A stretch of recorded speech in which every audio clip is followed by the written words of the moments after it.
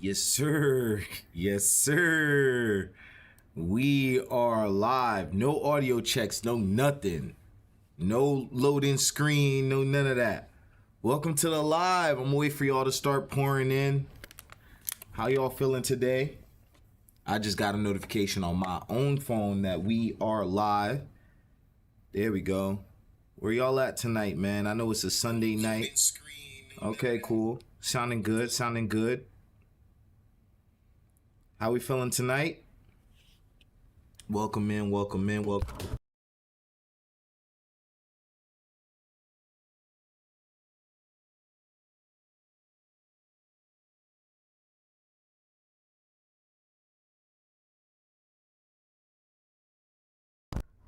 Can y'all hear me? I think I just broke it. Hold on, yo. Hold on, yo. Bear with me. Can y'all hear me? Oh my gosh, I think I broke it. Bro, this is what's been happening all day, man. Yes, it was supposed to be earlier, bro, but I ain't gonna hold you. I ain't been feeling well, plus technical difficulties. I've been trying my best. I'm fighting for my life right now. Did y'all get it? You hear me now? All right, cool. Yeah, I had dropped some stuff. What's going on, Nightbane? What's going on, Bell? What's going on, Idris? Happy to see y'all in here, man. We chilling tonight. You know, Warner Brothers just dropped these new photos of Superman, and it got me hyped. I got to spend some time watching movies this weekend. I didn't get to do a double feature in one day, but I did get to spend Thursday watching Mission Impossible. And then last night, I got to watch Lilo and Stitch. I had to wake up at like 3 a.m., bro. So that it was curtains. I was actually trying to stream yesterday, but due to the time I had to wake up, it was over for that. But how y'all feeling tonight, man? Woo! I'm happy to see y'all. And literally just before the stream, I fell. So you guys might notice there's like a light. Where are we? So there's a light over here, right? But it's in the back. And I'm setting up the light. I don't know why I did this, but like I leaned over when I shouldn't have. And I literally fell and hit my rib against the chair that you see like directly right behind me. That's Quan's chair. I fell, hit my rib. I just laid on the ground for a little while. Like, all right, bro. Like, it is what it is.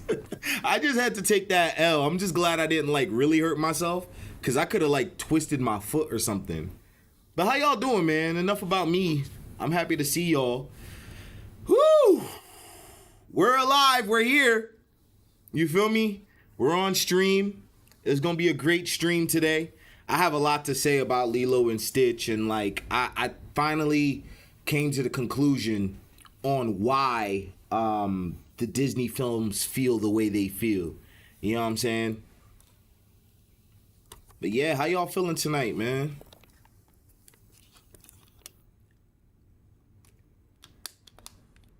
I got water with me today. He hit the Peter Griffin pole. Exactly. Bro, when I tell you I just stayed on the ground, bro. Like, I was just like, all right, bro, you got it, bro. Like, you got it, bro. Like, I just stayed there. I don't know if I'm like literally looking at 2 traffic tickets right now. This is insane. Literally as I pull up to the stool, a cop gets behind me. Not today, but this was like a few days ago. And I'm just like, what did I do, bro? And he was like, nah, nothing. You feel me? You just got to check the registration. I'm like, all right, bro, thank you for the heads up. Never have I ever, and this is probably irresponsible, but I'm going to be honest with y'all. Every single time that I found out I had to re-register my whip, it was never by the mail. It was always by getting pulled over. I'll get pulled over by a cop, and they are the ones to let me know that I have to re-register my whip. I've never, ever just re-registered my whip, like, because I got, like, a pin or something like that in the mail. You know what I'm saying? And I got to work on that. So now I got to pay a $55 ticket because it wasn't re-registered. Very irresponsible, but I was not paying attention to the registration card. So there's that. So what else? But I got to give you guys some good news. Do we have any good news? I just told y'all me falling on my rib, a ticket, literally as I pull up to the stew. Not today, but like the other day. Let me think of a positive for y'all. I'm here with you guys tonight. We're here tonight, yo. We're here tonight. I'm here with y'all tonight. That's the positive. How y'all feeling, man? Y'all very mute and silent today. Very whispery. Let me see. Shout out to y'all that's here right now. I'm still trying to like fully make sure everything is nice and set up. I'm gonna be honest with y'all. Y'all might end up seeing me just like mess up here and there because I didn't do no tests before the stream. I'm just like, all right, let's go through with it. So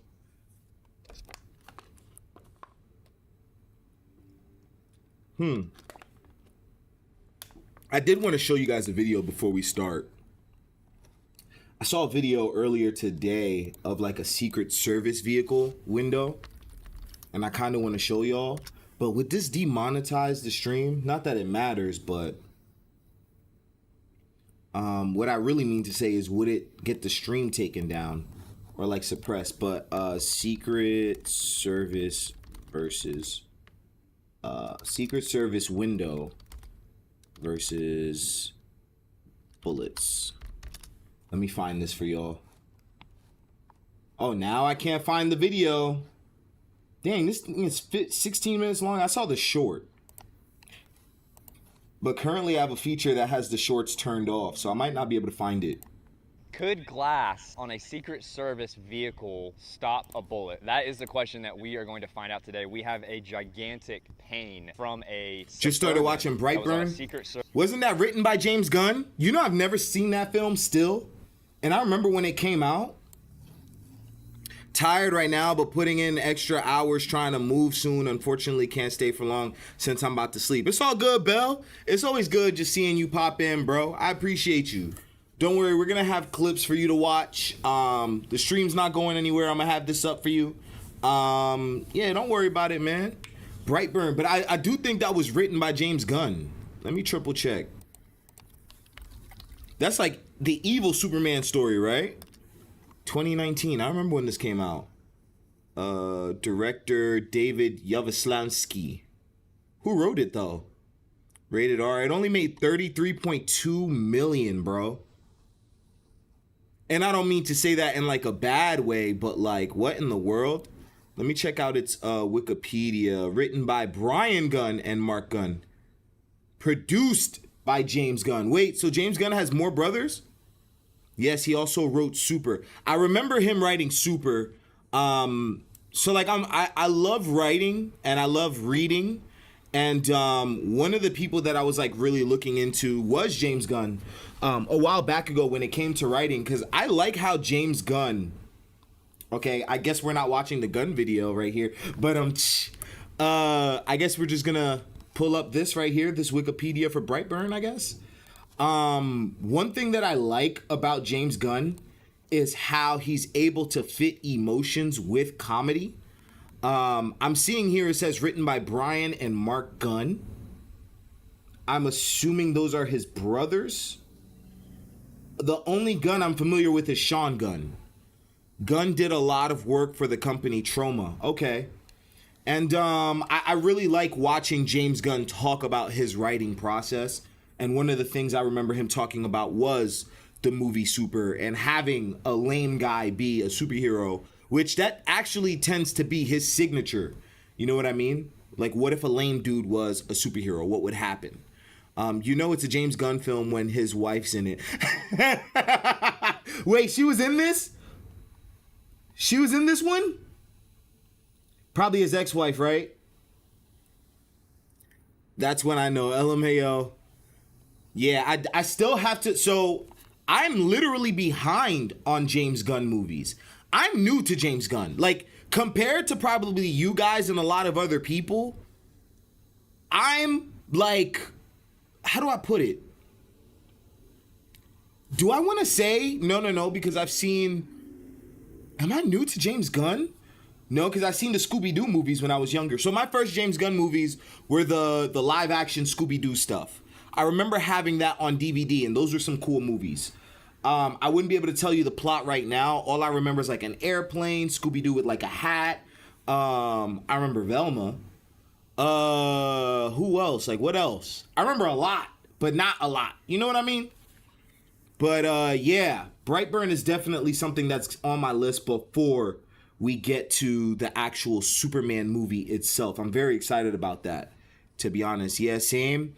Yeah, it's Tromeo and Juliet movie is insane. Tromeo and Juliet. I've not heard of that one. Tromeo and Juliet. 1996 comedy / horror. Interesting. See, this is why I like streaming with y'all, because y'all just be teaching me stuff. So Tromeo and Juliet. So Tromeo, a filmmaker, falls in love with Juliet, the daughter of a former partner who tried to steal his business from him. Okay. Written by James Gunn. Lloyd Kaufman. Never heard of this guy. Never in my life heard of this guy. It's when he did low budget. Okay. Okay, I see. But most of it is not safe for work except for the car crash scene, which is... That's another thing about James Gunn. He's out of pocket, too. Like, he be doing the most, bro. James Gunn? Somebody got to watch this man, bro. Somebody has to keep their eye on... Yeah, I'm looking at the taglines here. Somebody got to keep an eye on James Gunn. I'm not even going to hold you. I'm not even going to hold you. But I just realized what's going on, Silhouetted Animator. That I've been talking to Silhouetted this whole time. Shout out to y'all for being in the chat tonight, man. I did want to share some this video I was watching, but we would have to skip around. You swear he did Corn 2? I honestly would not be surprised, yo. I really would not be surprised. I wouldn't put it past them. I'll be honest with you. I really would not put it past them. I want to show you all this video, bro. So this is a Secret Service window. I was literally watching this in my whip before pulling up to stream. I was like, all right, let me like decompress. And I found a short form video. And I ended up watching the whole short. I did not expect this video to end up being 16 minutes and 37 seconds. We're not watching all 16:37. Like, that's just not happening. I do have a lot I want to say about Superman, but before we get into Superman, I want to talk about Mission Impossible. Like, I have to talk about Mission Impossible. I love that franchise. I fell in love with it as a teenager. It's not something I found as a kid, but I found as a teenager. And I've been hooked ever since. Personally, my favorite Mission Impossible is Mission Impossible 3. But yeah, I want to talk about Mission Impossible. Then after that, I came up with, like, as I was watching Lilo and Stitch, I figured out what's going on with Disney and why Disney is the way it is when it comes to its live action stuff. And while I know Snow White failed miserably, like actually miserably, I have not watched Snow White. I didn't care to watch it. Not because of any of the controversy. I'm going to be honest with you. I do feel like people were kind of dragging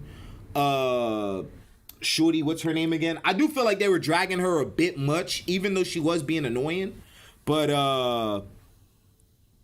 yeah, I don't think she should have been dragged like that. I do feel bad for Mark Webb, the director of the Amazing Spider-Man movies, because, you know, that's money he got to pay back to Disney now, bro. Like, they're not just going to give you free money. You see what I'm saying? So the fact that that Snow White movie bombed, Lilo and Stitch is actually doing really well right now. Like, mad good. It's scary how good Lilo and Stitch is doing. Rachel Zegler, there you go, Silhouetted. Rachel Zegler.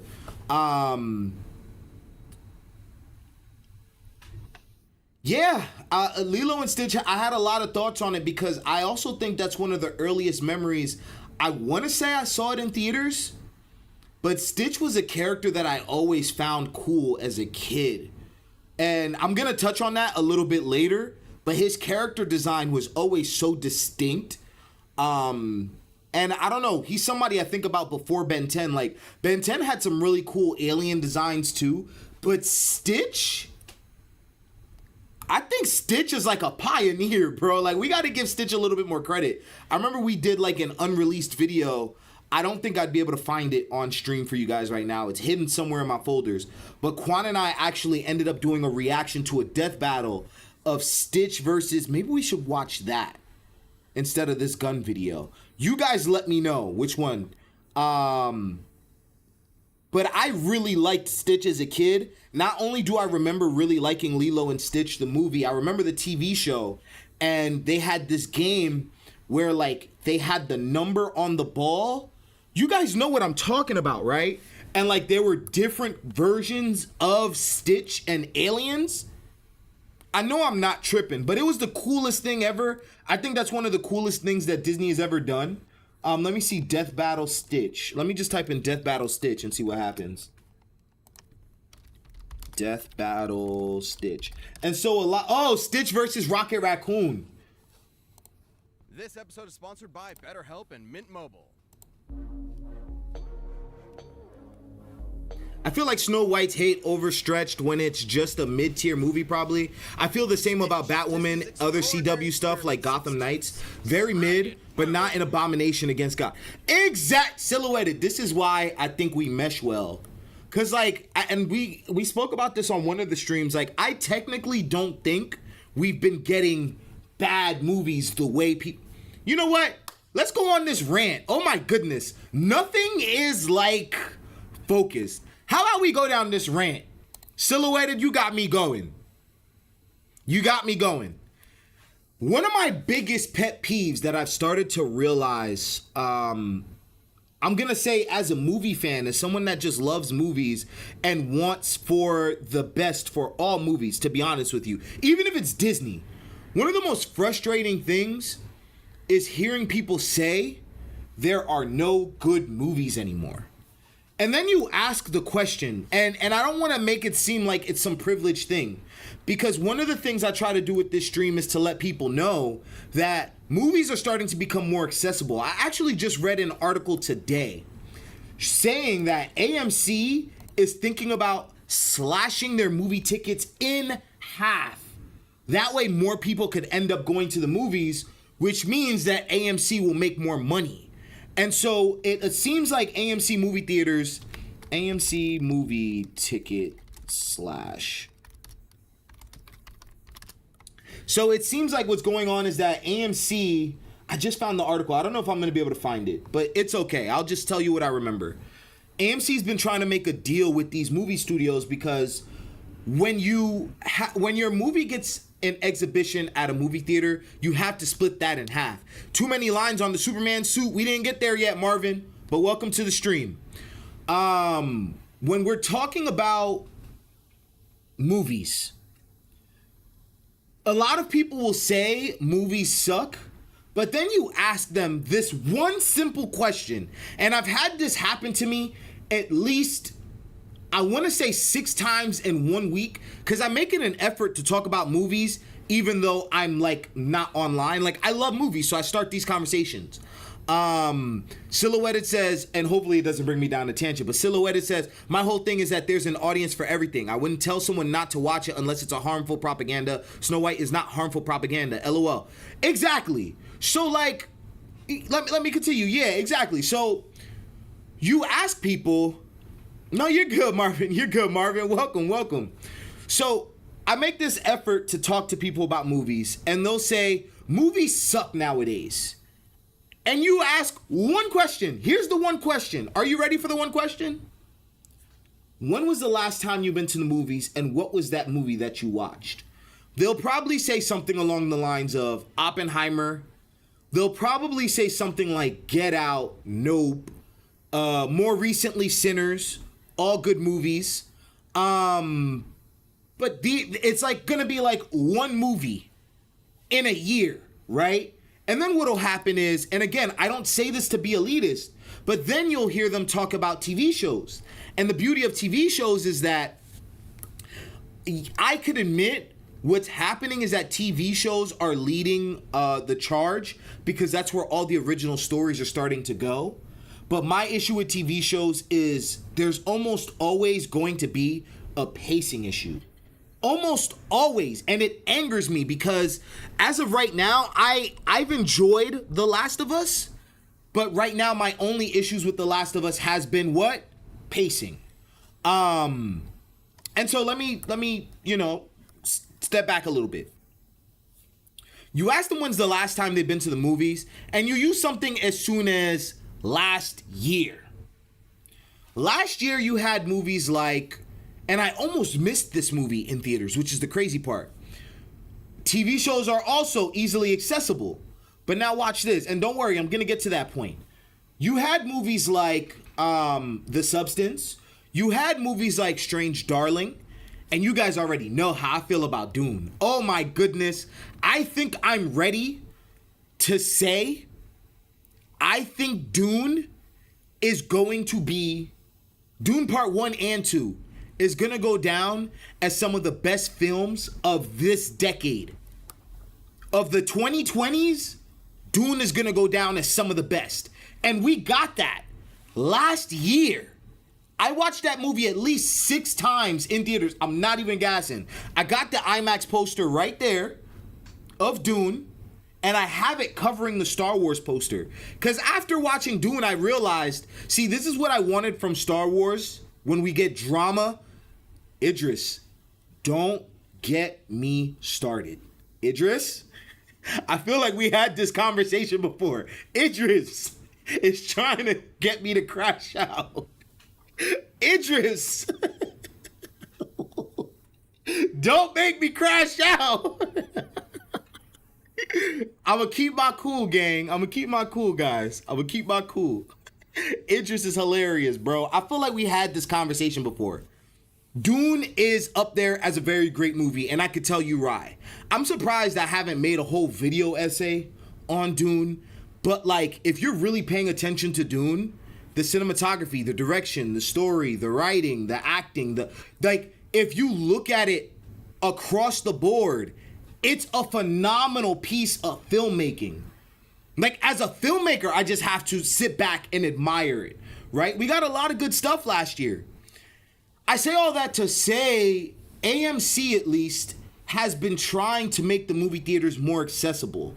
Now, while I know it's going to be hard for us to come across $20 a month, especially when I know we have other bills to pay, it technically pays for itself. You get now 4 movies a week in whatever format you want. Any movie you want. Like quite literally any movie you want, and you could go whenever, right? The beauty of the movie theaters is that big screen, is the audience, is getting to see all of that detail. You know what I mean? And so, I don't know, I kind of get a little frustrated when I hear people say movies are dead. But like, of course you're gonna think movies are dead if you're watching straight to Netflix releases, especially when they're Netflix originals that are meant to be knockoffs of the actual movies that were in theaters because they didn't want to acquire the rights. Like, that's another rant. You guys have heard me go down that before about how Netflix is ruining the industry of film. But it is what it is, right?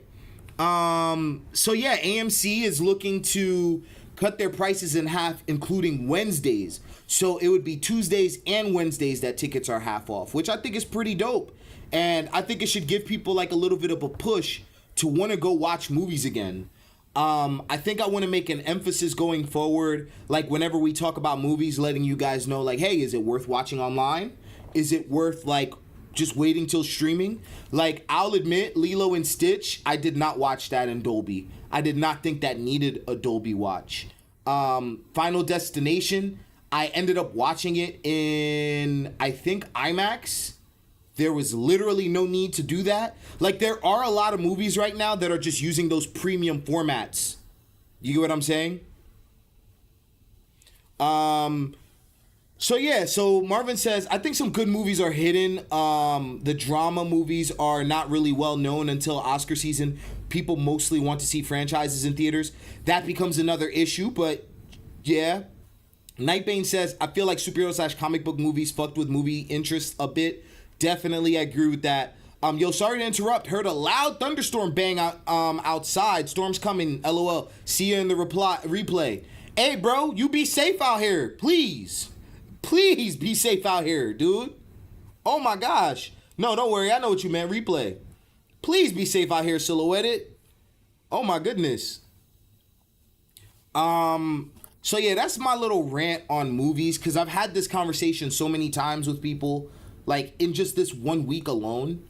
And it breaks my heart because I'm reminded, and that's okay, but like it's almost like how I consume music, right? Like the way I consume music might be different for someone that actually produces music, produces beats, writes, you know, like as an artist, I could appreciate lyrics. I like breaking down lyrics. I like looking at what the artist's intent was and how they use their tone throughout the song. Like, I like doing things like that. But I know I don't listen to music with the same level of awareness as someone that actually makes it. Vice versa, I love making films and I love watching movies. And so therefore, I'm like, while it does break my heart, I have to remind myself, like, yeah, bro, not everyone cares about what's in the freaking frame. Like, just give me a decent story. Sometimes people don't want something that they have to think too hard about. But I love those blockbuster movies that make you sit back and have to kind of think a little bit, which is why I'm very excited about this upcoming Superman movie, because based off of that trailer, and I'm going to go into a little bit more depth with it, but like, I'm looking forward to what James Gunn has in mind. We said this in the last Superman stream, but it's like, it seems like this Superman movie is going to be a lot more bold than what Zack Snyder was doing, but without being as edgy, which is interesting because that's a combo I didn't know would have been able to mesh.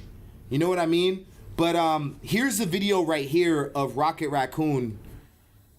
This is a reaction real quick. I just wanted to share this. We don't have to watch the whole thing, but I did want to talk about Lilo and Stitch, and I was mentioning that Quan and I reacted to this before. And I feel like people sleep on Stitch, so this is Stitch versus Rocket Raccoon. Stitch, Disney's Extraordinary Experiment 626. Rocket, Marvel's murderous mercenary mustelid. Those are like weasels and ferrets and raccoons. You know, because he's a... Just because you're cute and fluffy doesn't mean you aren't the We didn't even deadliest get that thing scene in Lilo and Stitch. And it's our job to analyze their weapons, armor, and skills to find out who would... I'm going to fast forward to Stitch's part. Stitch is a force to be reckoned with. Like, I don't like how people sleep on my boy Stitch, and I really feel like the movie did not do justice to him, bro. Especially since it's live action. Stitch is mad powerful. Thank you, Marvin. Stitch is so powerful, bro. Like, I don't know how people slept on Stitch for so long. Like, to the point where even Disney sleeps on Stitch. New Superman film has more hype than MOS somehow. I'm gonna be honest with you. I think the hype is coming from the tone, how different they are. Both of those movies. You know what I mean? win a death battle. In the distant reaches of outer space, the mad scientist Jumbo Jukiba was accused of illegal genetic experimentation. He took the galaxy's most fearsome, most dangerous, most absolutely purely black-hearted evil creatures and smushed them all together. A great man with a vision, persecuted by spineless know-nothing bureaucrats. The result? Experiment 626, though you can just call him Stitch. Stitch is literally, quite literally a genius. Oh, so naughty. It wasn't long before... I'm trying to fast forward. Compared to that of an There we go. Let's look at these attributes. Look at these powers and abilities real quick. Hold up. They're about to show the powers and abilities. Please look at this. He landed in Hawaii, of all places. Stitch can crawl on walls, hero. Bro, supervision, night vision, x-ray, infrared, zooming, bulletproof, fireproof. He has a super computer brain. Not you. I'm not quite sure how to help you with that. So nosy. Wall crawling, super hearing, super spit, sonic scream, alien form, power power cell, and I'm pretty sure they didn't even list everything. A whisper from miles away and scream so loud he'll blow you to kingdom come. He's strong enough to lift 3,000 times his own body weight and can This see is a insane. burst into flame. His eyesight is also incredible. He's got night X-ray and infrared vision and can even zoom in hundreds of times over. Even better, he can hot loogies like a friggin' machine gun. His spin is conductive enough to short-circuit electronics, stick objects together like glue, and even dissolve solid rock. Oh, and he's somehow a genius too. The dude I have never played that game before. Does anybody know what game that is? They made a Lilo and Stitch game. I mean, I'm actually not surprised, but what the heck?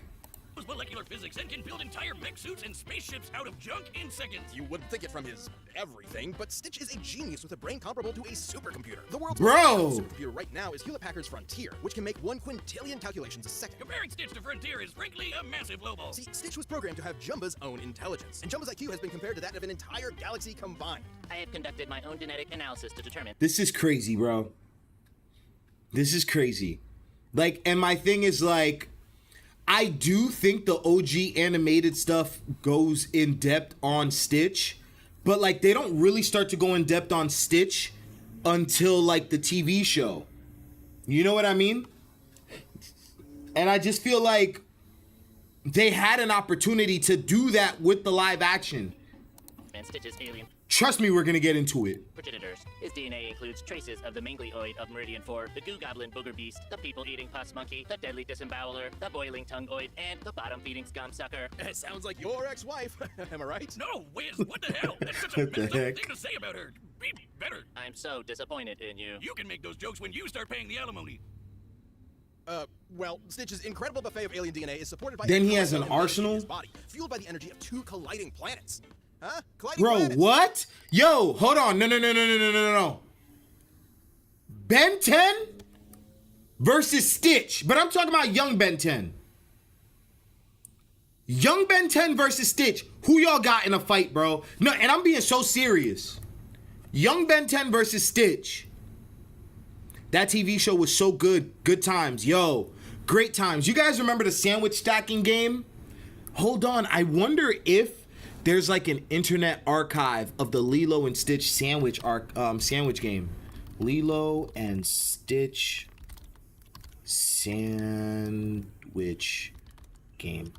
Hold on, wait. So Nightbane, you think Ben 10 winning in a fight? I'm talking about Ben 10. Yo, you giving it to Ben 10 versus Stitch? Everybody's saying Ben 10. I'm talking about young Ben 10, not Ben 10, whatchamacallit, when he was a teenager with Kevin 11. Oh, I found it, y'all. 625 sandwich stacker. Y'all want to play the sandwich stacker? Yeah, that's about to bring back so many memories. Maybe we'll save that for later on in the stream, just before we start talking about Lilo and Stitch. Let's see if we still got the skills, you get what I'm saying? Marvin said he was a beast at that game. You remember it, right? Ben Tennyson, the GOAT. Ben 10 can scan his DNA. Okay. Okay. Because Ben 10 is low-key just Kirby then. That's what y'all telling me. Ben 10 is just Kirby. Damn, I don't know. My gut is saying Stitch would wipe the floor with Ben 10. Especially when his little watch go, beep, beep, beep, meow. What is he gonna do? Like, what do you do? Versus Stitch. If Stitch actually wanted to kill you, what do you do as Ben 10? And no Alien X. I'm not talking. No. Young Ben 10 specifically. I want to make this a fair fight. No Alien X. No none of that. I don't know, yo. I mean, chat is kind of outvoting me. Stitch is dumb AF. Idris, you be trolling me, bro? I feel like Idris be trying to get me to crash out, bro. I'm confused. Stitch is not dumb. He's a supercomputer. Not you. Stitch is actually very smart. Y'all don't know the lore? You gotta get on that Stitch lore, bro. I'm telling you, Stitch is like that, bro. Y'all can't keep sleeping on my boy. And again, I think it's because Disney has done a piss poor job of managing this IP. They created it and then kind of just let it go. We talking about the blue guy? Yeah, we talking about the blue guy, Stitch. He went, Ohana family. That spits and stuff. Yeah, bro. Hold on, let's take this back because I don't think he peeped. Look at this one section right here. His eyesight is also incredible. He's got night X-ray and infrared vision, and can even that wiggles his tongue and shit. Yes, this Stitch. His spin is conductive enough to short-circuit electronics, stick objects together like glue, and even dissolve solid rock. Watch this. Oh, and he's somehow a genius too. The dude knows molecular physics and can build entire mech suits and spaceships out of junk in seconds. You wouldn't think it from his everything, but Stitch is a genius with a brain comparable to a supercomputer. The world's most powerful supercomputer right now is Hewlett-Packard's Frontier, which can make 1 quintillion calculations a second. Comparing Stitch to Frontier is frankly a massive lowball. I'm trying to tell y'all, Stitch is like that. Havoc said, Ben turns into Ghost and GG's. Look, bro. I don't know. I think this is a good little debate. I think him versus Rocket is cool, but Rocket's not surviving. I'm sorry. Rocket is very smart too, but Rocket going to sleep if he's fighting Stitch, especially a Stitch that does not hold back. Cause like the only reason why Stitch is the way he is because he met Lilo, so he a little bit nerfed. But if Stitch didn't have Lilo, he would be a mess. Stitch was programmed to have Jumba's own Stitch is like that, I'm trying to tell y'all. Compared to that of an entire galaxy combined. I have conducted my own genetic analysis to determine Stitch's... I'm not going to discount Ben. I think Ben is like that too. But that's why I think this would be a pretty fair fight. Ben 10 versus Stitch. I think that would be pretty fair. Because like Stitch is a combination of a bunch of aliens. Ben 10 is a combination of a bunch of aliens, but he has to switch into them. And he also has a timer. You know what I'm saying? This is a mismatch for Rocket. I agree. Rocket going to sleep. What? May includes traces Rocket going to sleep and never waking up. You spot on, Marvin. of the manglioid of Meridian 4, the goo goblin booger beast, the people-eating pus monkey, the deadly disemboweler, the boiling tongue-oid, and the... Here's his arsenal. Planets. Are you coming back? No? Okay. He's got a jetpack, freeze ray, grenade, and a seismotronic. Bro, what? Why does he have all these weapons? A plasma blaster with different types of ammo. All right, these are not that bad, right? The different types of ammo is not that bad. A jetpack, a freeze ray, grenades, a seismotronic 200, a laser shield, and an underwater suit. Oh yeah, so in the movie, he had a density to him. Yeah, pretty sure Rocket wants to die. And see his friends again. That's probably why he's really scrapping with Stitch, right? I think a cool thing that the movie did, which I don't remember from the original, is that Stitch's weakness, he has a weakness of density. Like when he's underwater, he becomes more dense. I personally do not remember that from being younger. So I don't know if that's just new lore that they added to this movie, this live action version. And there's a reason why they end up doing it, but yeah. Which can make sandwiches gigantic. Oh, and shrink enemies, that's cool too. Stitch was a one-fluff army, and he proved it when everyone from the Galactic Federation to the dastardly Dr. Hamsterville came to pick a fight with him. Including all of Jumba's experiments. Yeah, 626 isn't just some random number. Yeah, I remember this. Bastards running around. Bro, look at all them aliens. Though he had to pacify many of them first, like Slushy, who can create a snowstorm that covered all of Kauai. Or Richter, I remember him. Split the Earth in half and shatter planet-busting asteroids. And Jumba stated that Stitch was the most destructive, unstoppable monster the universe has ever seen. Even more dangerous than Polio, who can create a black hole large enough to consume the entire universe. A black hole? I don't remember that one. Lilo Stitch anime. Stitch once piloted a ship carrying a supernova bomb, strong enough to wipe out a galaxy. Stitch once piloted a ship that had a supernova bomb strapped to it. Yo, we're gonna have to look up some Ben 10 feats, bro. I'm not even gonna hold you.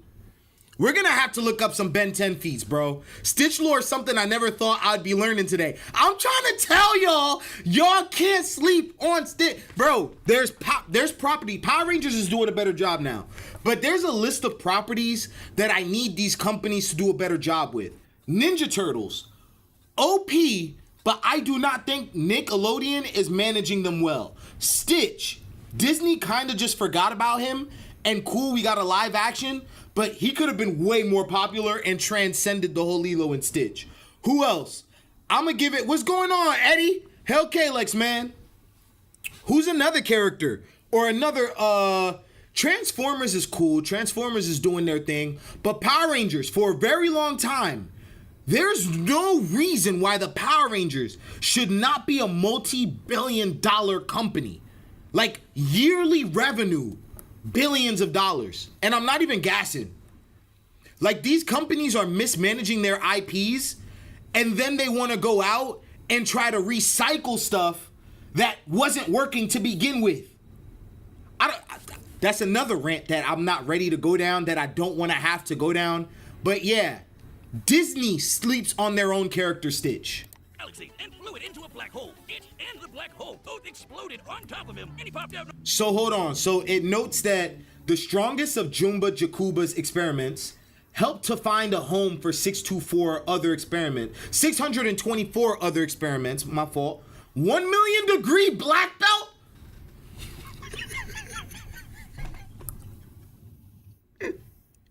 Stitch is a 1 million degree black belt, bro. Yo, what? Bro, what? Yo, 1 million? I'm trying to think who has 1 million, a 1 million degree black belt. In what art form? In what martial art?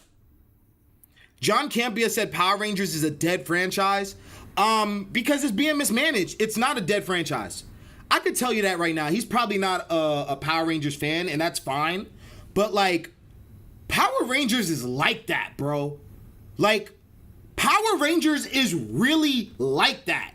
If they did it properly, gave the movies a chance, we literally could have...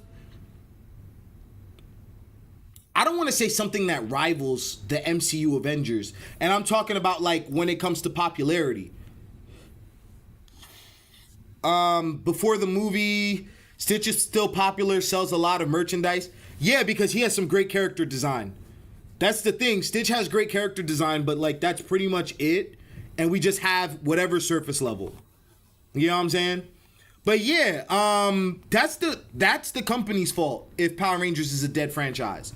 If they really dropped the movie and had the Power Rangers moving the way they should have been moving, I've been seeing clips of these new Power Rangers. Quan was putting me onto it. Oh my goodness, what is it? Quan is probably asleep right now, bro. But you guys know what I'm talking about?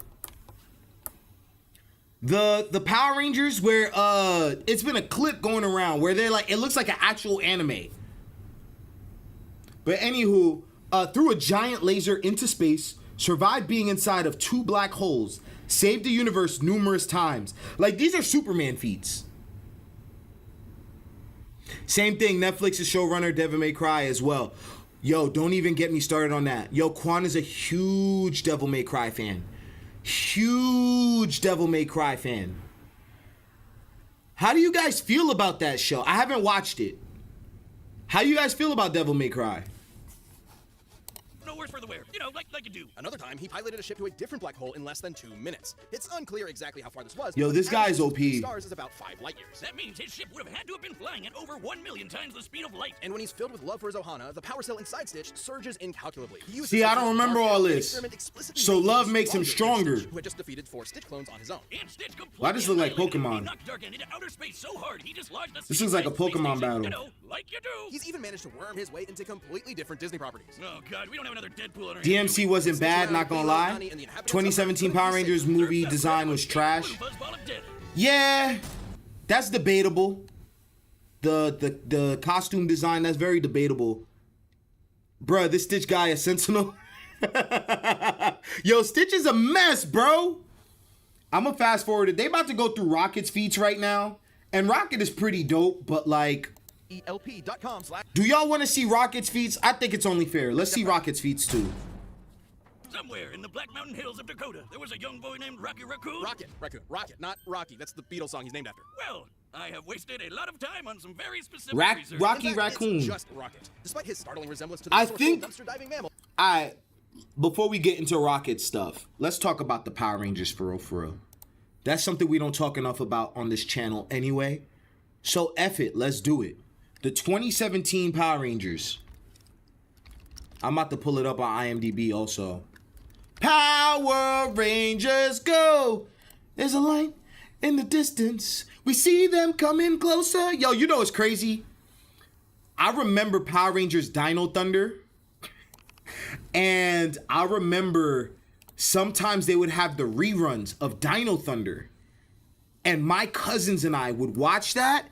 And before school, we would beat the ever-living shit out of each other pretending we were Power Rangers. That's some good-ass memories, bro. Like, when I tell you we used to have, like, a little fight club, I'm talking about, like, kindergarten, first grade, maybe even second grade. We used to watch Power Rangers, and as soon as it was done, we would, like, try to, like, sing the music in our head, like, da-na-na-na-na, da-na-na-na-na, and then we would just start throwing hands, just scrapping with each other, bro.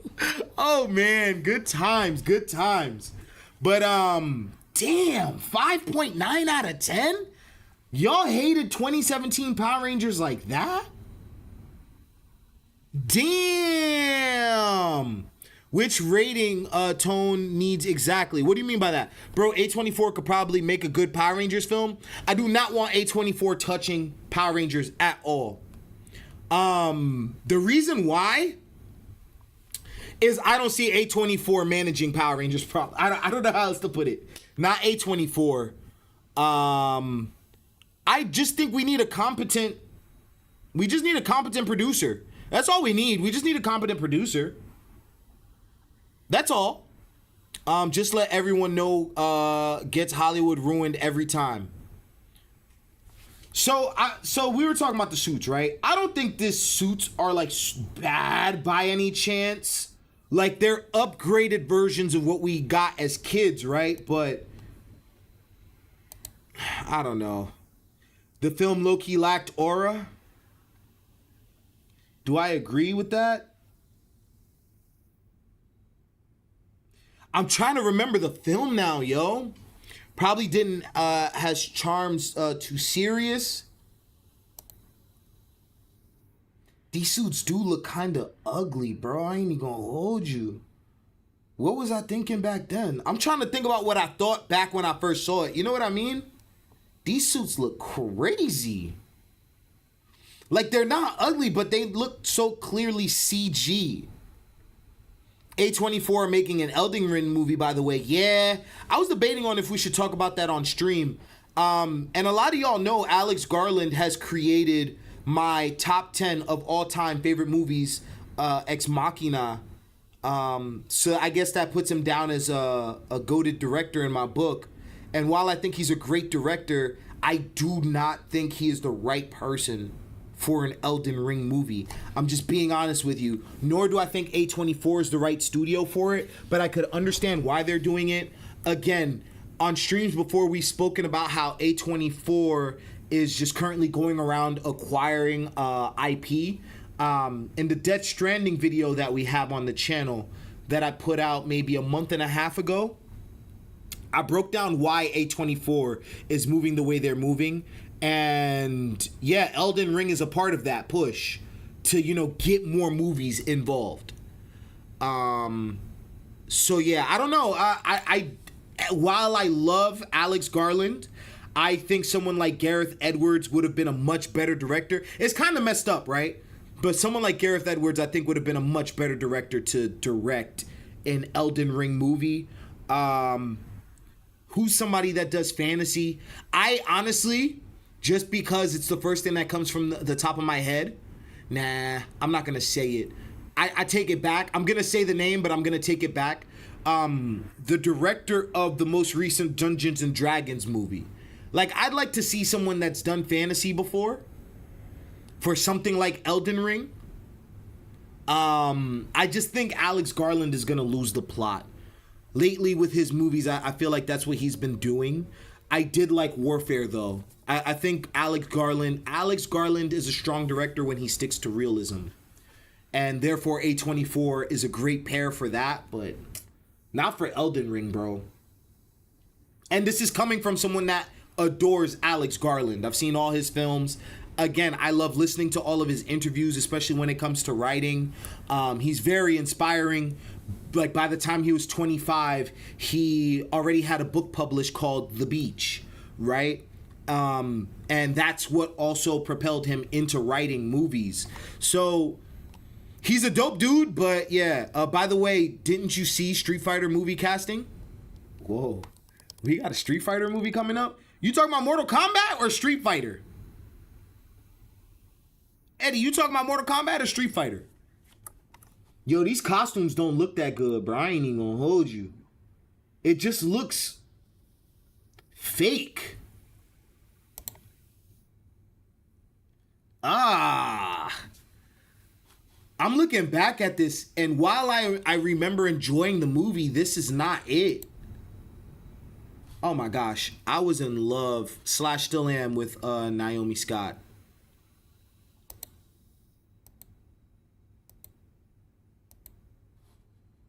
And Becky G. At the time, I didn't know that was Becky G, though. Bro. Anywho, besides the point, y'all was saying, hold on, let me go back a little bit. Marvin says 1995 Power Rangers is the best Power Rangers movie. Ooze was so powerful. By the way, didn't you see the street? So I remember also, like, as a kid, we had the Power Rangers marathons. And, like, every day they pretty much showed from, like, 1 a.m. all the way to, like, the next 1 a.m.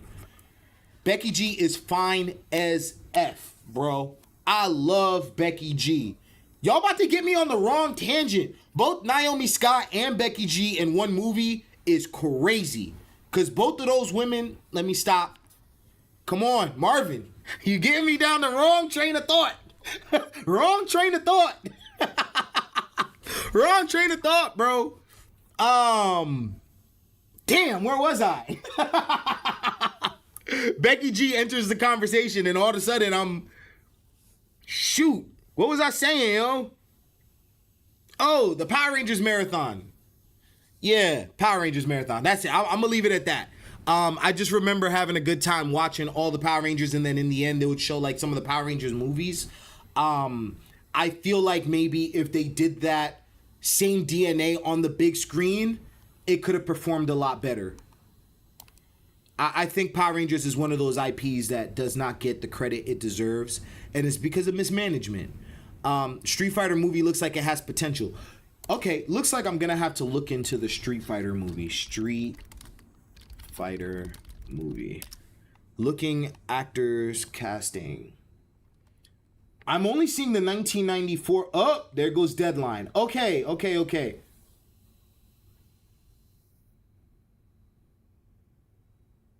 Whoa, okay. Whoa. Okay.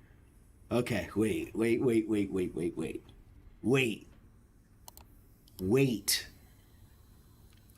Andrew Koji, Jason Momoa, Noah Centineo, and Roman Reigns in talks for legendary Street Fighter. This was May 21st, 2025. Whoa, what is going on? Also, Doomsday and Doom 3 became Doomday meme. Yeah! And guess how many times I'm watching Dune over Doomsday? I'm watching Dune 3 first. Multiple times before I watch Doomsday. I'm just letting you guys know right now. I'm just letting you guys know right now. I'm so pumped for Dune. I think one of them are going to end up moving, though. Doomsday already moved their date.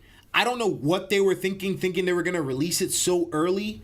That was easily, like, it was so predictable they were going to move their date. And I still predict they're going to move their date. So I'm not giving too much, energy to Doomsday, to be honest with you, because, like, I doubt that they even finished the script. Hold on, wait, I'm lying to you, because they did say that they started production, right? That was the whole point of the chairs. Doomsday production. Marvel Avengers Doomsday. Hold on, wait. Correct me if I'm wrong. They did start production, right? Yeah, so Marvel's Avengers Doomsday is currently in production and is now scheduled to be released December 18th, 2026. The movie has been delayed from its original May 1st, 2026. Filming is taking place in the UK. The confirmed cast includes Robert Downey Jr., Pedro Pascal, and Chris Hemsworth. The film is now slated. Okay. Yeah, they are taking some time. You know what? Marvel is evolving and they're learning. Don't rush your editors. Don't rush your visual effects artists. And don't rush your directors and camera people. What the hell? I'm actually pretty proud of them. Like, I'm not even gonna lie. I still think they're gonna push it back. They started with no script. Makes no sense. Nah, there's no way that's my thing, right? And this is why Marvel gets me so mad. Marvin, I'm gonna say it right now. I'm not gonna put it past them to start production without a script. But at the same time, I think they're just saying that so people don't leak the script. So that people don't leak any information. You know what I mean? Like, Doomsday is arguably going to be like a turning point for Marvel. So I'm pretty sure they're going to tell us that they started production with no script. I mean, but I wouldn't put it past Marvel to actually do something like that, though. I'm not even gonna lie, I wouldn't put it past them. I really wouldn't. But yeah, I predict Dune. I'm gonna say Dune is gonna move its date. Warner Brothers does not want that smoke. Wherever Marvel goes, Warner Brothers is gonna move their date. That's how it's gonna work. That's what happened back in, I think it was 2015 with Civil War versus Batman v Superman. Remember, they were supposed to share a date. Is Dune Day a real thing? As of right now, it's a real thing, but I'm predicting one of those movies are going to move their dates. And if Marvel actually sticks to their guns, because I think Dune just finished writing not too long ago. Because Denis Villeneuve has expressed he's taking his time to make Dune 3 production. Dune Part 3, officially titled Dune Messiah, is currently in production, with filming expected to begin summer of 2025. The film, based on Frank... So yeah, the script seems to be somewhat done. They're in pre-production right now still. There's 3 phases of production. I don't know why they don't distinguish that whenever you're looking at stuff online, but there's pre-production, production, and post-production. When you're making a movie, pre-production is when you're like writing the script, getting your actors in order, the budget, locations. Anything before the camera starts rolling is pre-production. Production is when the cameras start rolling and we're on set. That's when it ranges from like anywhere from 1 week if you're on like an independent production, all the way to like multiple months. And that's like when you're talking about like Marvel shoots, possibly Dune, because they're going to be in like different countries and all of that. And then post-production is just like post-apocalypse. Post-production is exactly what it says, post-filming. So that's editing, music, sound design, marketing. No, marketing is its own thing. But yeah, marketing I would include in post-production. And then finally, you know, the release when you exhibit the film out into theaters. I say all that to say, Dune is expected to start filming this summer. I think that Dune is not going to be solid on its release date. If I remember correctly, Dune Part 2 got pushed back at least 2 to 3 times. 2 times minimum, 3 times maximum. Because I remember something along the lines of it was supposed to come out the same year as Barbie, but that's 2 Warner Brothers films. I think they really wanted to push Barbie more than anything, so they pushed Dune back. That way, you know, the Oscars could really focus on one campaign. And unpopular opinion, I think that if Dune came out the same year as Oppenheimer, Nolan probably would have had some issues. I ain't even gonna hold you, but hey, maybe I'm just glazing Dune. Maybe I'm just glazing Dune. But yeah, I don't think Doomsday is happening at all. That's not a thing. I hate to poop on the party. Dune 3 aiming to shoot this summer. They're gonna start filming. Denis Villeneuve is not someone that tends to want to rush things. I know he's tightening up the script right now. I got him on the phone. You feel me? We spoke. You know what I'm saying? It's like, nah, I'm just capping. I ain't speak to him on the phone. Also, MK2 movie should not streaming make profit. What Eddie's trying to say is that Mortal Kombat 2 movie should not go into streaming and make a profit at the box office. Warner Brothers' mistake that first time was making Mortal Kombat a simultaneous release to streaming. I don't know what they were thinking with that. I don't know why they did that. That was awful. I hate that. But yeah, back to Street Fighter real quick, because you guys kind of got me a little excited with this one. Andrew Koji, Bullet Train, Jason Momoa, a Minecraft movie. Why not Aquaman? Noah Centineo, Warfare. Roman Reigns, Fast and Furious presents Hobbs and Shaw are in talks to star in Legendary's live-action Street Fighter movie based on the Capcom video game, sources tell Deadline. Reps for the studio declined comment, and the plot of the film remains under wraps. In February, Bad Trip's Kyoto Centauri boarded as director. Bad Trip. Who is this? Kaito. Why does that sound Japanese? Sakurai. Is that a Japanese name? That sounds Japanese as hell. Where's this guy from? Yep. He's Japanese. Like, I don't know why I knew that. This guy's Japanese. Is a Japanese-American actor, writer, producer, and director of film and television. He's known for directing 2021 film Bad Trip. I've never seen any of these. Therefore, I'm very skeptical. It is what it is. It's very dope. Japanese-American filmmaker. Let's hope he has some sauce. You know what I'm saying? Ryu! You feel me? Let's hope he has some sauce. That's really all we could hope for when it comes to Street Fighter, to be honest with you. Street Fighter, what makes it so different from Mortal Kombat is how vibrant it is. You know what I mean? Which is why I think Capcom is able to mesh well with Marvel. Just how vibrant it is versus Mortal Kombat versus DC. I used to love that game as a kid. I know a lot of people hate it because it messed up with the whole 2D aspect of the combat games. And it took, what's that game? Like that Tekken style of like being able to move around. It has a place in my heart. My cousins and I also used to play that game a lot as a kid. DC versus Mortal Kombat. Launched in 1987, Street Fighter is a series of fighting games. Revolving around intense one-on-one battles between a diverse cast of martial artists. The games often center around a global fighting tournament organized by M. Bison, the leader of the evil organization Shadaloo. Street Fighter has sold over 55 million units worldwide since launch, making it one of the most well-known and highest-grossing video game franchises of all time.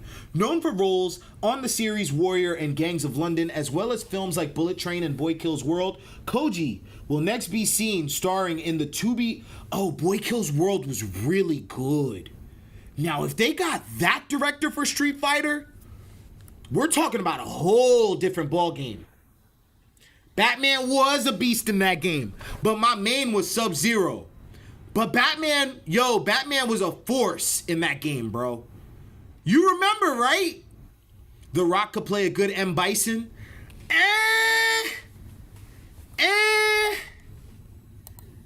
I mean, we already got wrestlers. M. Bison. Who would I want? I'm looking at photos of M. Bison right now. Who would I want that evokes this energy? John Cena. John Cena. Who's another one? It's the Jaw, dude. John Cena. Help me with this casting. Dude, this might be a role meant for John Cena. I can't think of anyone else. Tell me this doesn't look like John Cena. Is this not John Cena to you guys? If they know it's good for them, I would cast John Cena, not The Rock. I know The Rock is trying to make an effort to be a better actor, and you guys know how I feel about that. All power to you. I'm trying to think. Yeah, John Cena, bro. This belongs to John Cena. This belongs to John Cena. But yeah, I mean, I guess we kind of just gotta see what comes of this franchise. Something that kind of already turned me off to the Mortal Kombat movie. I'm still gonna watch it. I hope we get more fatalities. I need more fatalities. Oh my goodness, I need more fatalities. Oh, the Knicks just won. Shout out to all the Knicks fans out there. The Knicks just won. Beat the Pacers by 6 points. I mean, Bison just big, bad guy. True. One thing that kind of irks me a little bit about Mortal Kombat is Karl Urban. I'm not going to hold you. I don't like him as Johnny Cage. I was about to say as Luke Cage. I don't like him as Johnny Cage. Not that it's like the biggest deal in the world, right? Johnny Cage. Not that it's a big deal, because at the end of the day, like, actors are actors, you know, you become the character. And we don't know what he's going to end up doing. So I still have hope. But, like, I guess what I'm saying is I wish someone that was into martial arts was casted. Like, you know how Michael J.I. White is a martial artist? Like, I don't think Michael J.I. White, I'm not saying Michael J.I. White should play Johnny Cage. If anything, he could have been Jax. No funny? Like, this is what I'm trying to say. Like, if you have these actors that know how to scrap, I think that elevates Mortal Kombat a little bit. We have not spoken about Mortal Kombat on this channel, have we? We've played it like once, but we've never fully spoken about it. And like, if we get someone with real combat ability, oh my goodness, that's game changer. Kind of like how, I was about to say John Wick, kind of like how Keanu Reeves learned more martial arts to be a better John Wick. I'm hoping that at least Karl Urban is doing something like that. You know what I mean? But I do want to see more fatalities. I'm looking forward to this. The dangers of Mortal Kombat and the video games have this problem, and I know they constantly regret it. The problem with Mortal Kombat is that these characters actually, like, these fatalities mean the characters are Final Destination. Like, quite literally. Final Destination actually had a Mortal Kombat reference in there. But that means that we can't follow characters. All right, who's you want to play the best role actually match? For Johnny Cage, who would I have casted? I know The Miz was in talks for a very long time. I don't know if you guys remember the wrestler The Miz. I'm not saying that that's who I would have preferred, but damn. I'm not going to say John Cena again because that's way too easy. And I've also been very proud of John Cena just like really pushing himself as an actor. I want to say someone that's similar to Jean-Claude Van Damme, build-wise, right? Who's an actor that's a great martial artist? I don't know. It's really hard. How do you feel about Roman being Akuma? I don't have any thoughts. Marvin, just keeping it G's. I don't really have any thoughts. Tom Cruise is someone I thought of, but he's just too old. But he quite literally, you're spot on, Nightbane. Tom Cruise would be perfect casting. The problem is you lose the entire budget. And he's old as hell. How old is Karl Urban versus Tom Cruise? Karl Urban age. Karl Urban is 52 years old. Tom Cruise is 62. So you're looking at least 10 years of an age difference. It's not a lot, but that's still an old man, right? He's still very healthy, but that's still an old man, technically. You know what I mean? But Tom Cruise is really good. Like, Tom Cruise is a great choice. Plus on 30, not 60. Let me see some. Yo, let me just play this real quick for y'all. We never even got to finish this. Speaking of fighting, speaking of combat, Rocket Raccoon versus Stitch. We've run the data through all. We're back in action. Speaking of fighting, I do want to say I have seen this before, but I don't remember how it ends. But my money is going towards Stitch. I think Stitch is wrecking Rocket Raccoon. I'm going to just keep it G's with you. Jason Statham in American accent can be Johnny Cage.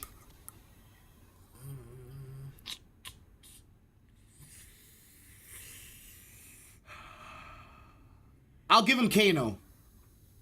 I'll give Jason Statham Kano over Johnny Cage. You guys remember Kano, right?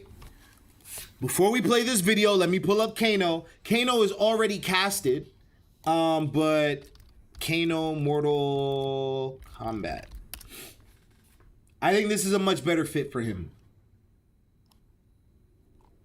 Let me see.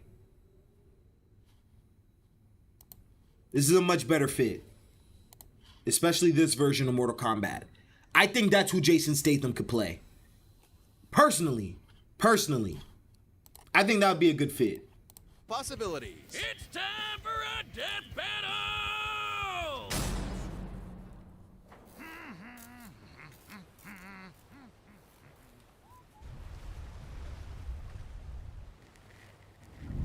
Oh, it's the dude with the ice cream. Bro literally comes in like a freaking bullet. You smashed my ship, Flark Face. They just get straight to it. Oh yeah, he has his own blasters. Oh, I like the music they got going on here. What did you say about my mother? Oh, he understands Stitch. He's an alien.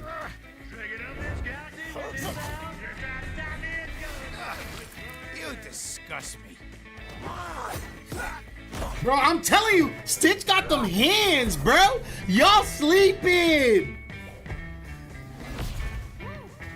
Oh, Rocket moving fast. Oh, but he's a rocket. But he's bulletproof. That's not gonna do anything.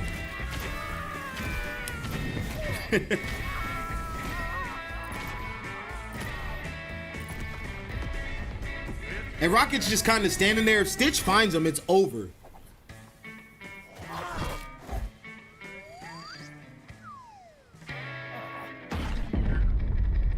Dang, he just blew that whole thing up.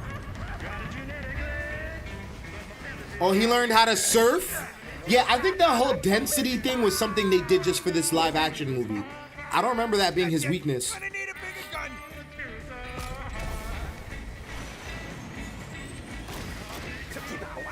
Dude, Rocket is such a scrub. All he has is guns. Like, where are your hands at?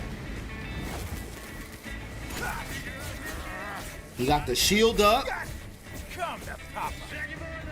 I don't know. I just feel like Rocket's a scrub Guess you could call against this my him. Thanos Buster. It's hunting season now, Buzzball. Thanos Buster, what is that gonna do? You get what I'm saying? Like,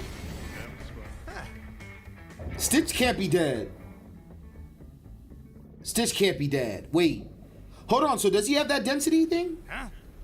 You gotta be kidding me. No, he could swim. That's what I'm saying. Yeah, the movie just... we're going to talk about that later because the movie definitely did Stitch dirty. Rocket is dead, bro. I'm telling you. Bro, that was such an easy kill, bro. No way the video's over. Bro, that wasn't even a fair match. That wasn't even a fair match, bro. Yeah, Rocket is done, bro. Murdering ice cream guy wasn't necessary, Wiz, but I felt it was an artful touch. Bro, I'm trying to tell y'all, do not sleep on Stitch. Like, Disney even slept on Stitch. So, like, one of my problems with the movie is, and it's so small and it's not that deep, but, like, they nerfed Stitch, bro. Like, Stitch was nerfed, bro. So one of the things they made Stitch do is that he can't swim. Not only can't he swim, but like when he touches water, he gets like he becomes more dense. So he just gets stuck. So think about Wolverine and adamantium underwater in Logan. Like kind of like one of those situations. They should make a solo Stitch movie. I think we did get one, right? Back in the day, like a prequel. So I think what happens is technically when we meet Stitch for the first time in Lilo and Stitch, technically that's when he was like created. So Stitch is still fairly young. So that's the reason why I said young Ben 10 earlier in the stream, because like I feel like that would still be a little bit more equally matched. Because maybe we could get an older Stitch. You know what I mean? Like an older Stitch that goes out on these intergalactic adventures and stuff like that. But like, I think Stitch is Ben 10 before Ben 10. If anything, I would not be surprised if we looked into Ben 10 lore and found out like there was a lot of inspiration there. You know what I mean? But Rocket was outclassed, bro. Like, there's no way Rocket was winning that. Similar in many ways, Stitch and Rocket's fighting styles were polar opposites. They're both really Stitch was smart, more than though. strong enough to tear Rocket apart physically, while Rocket's guns were powerful enough to kill people even stronger than Stitch. So the question was simple: if both of them only needed one hit to win, who would get the killing blow Stitch. first? It all came down to speed.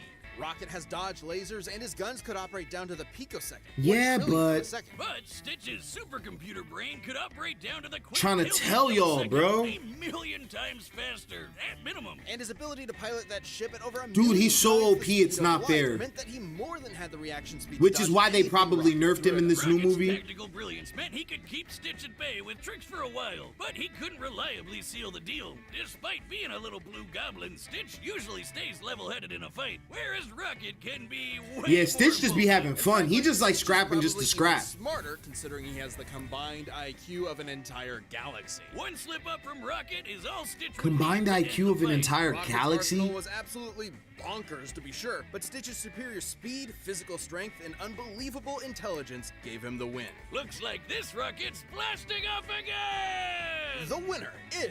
What's going on? Trying to tell y'all. Oh, there's a f***ing turkey here, too! Where's he I'm going? trying to tell y'all.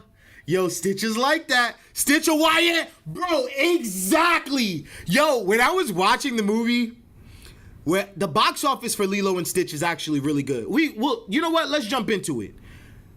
Stitch, when I was watching this movie, so was Lilo. Don't get it twisted. Lilo is like that too.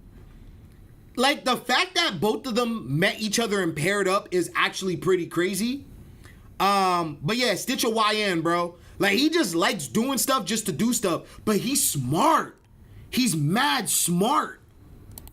Let's get into it. Yeah, let's talk about it then.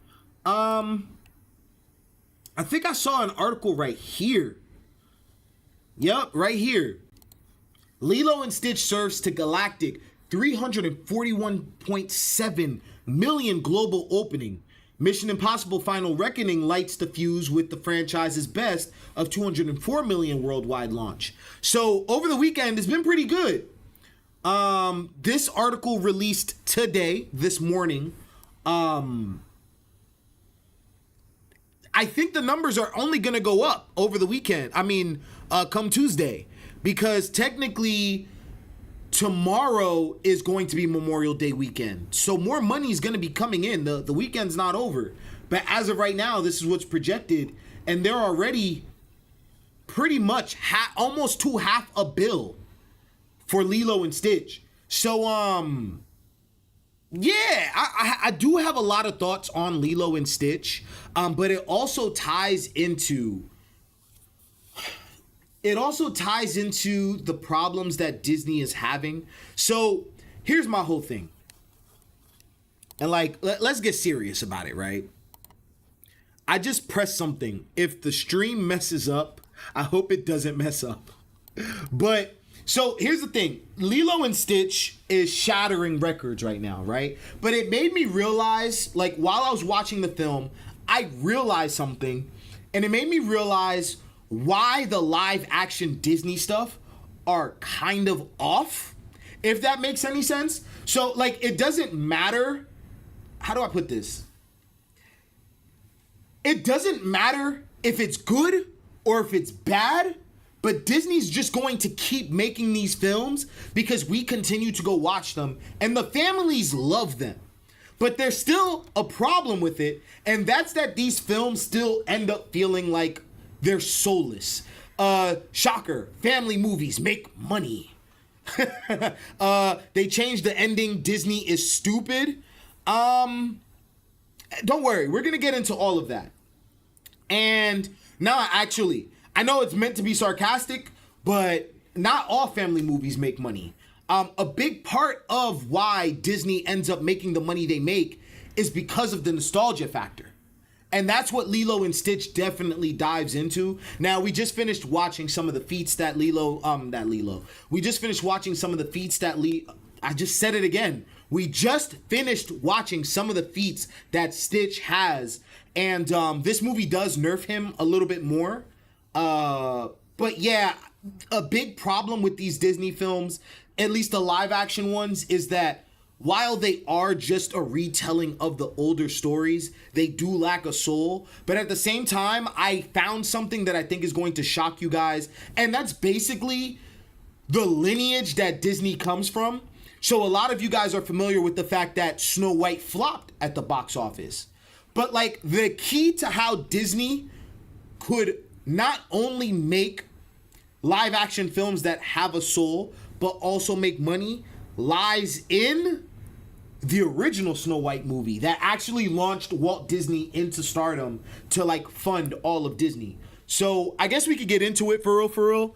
I did watch Lilo and Stitch, and when the movie was done, they actually asked me a wide variety of questions, and like they gave me a questionnaire, and I'm like, y'all got the right one. I will definitely answer every single one of these. So like I could break it down for you exactly what went down in Lilo and Stitch. So basically Lilo and Stitch is just a retelling of the 2002 animated film.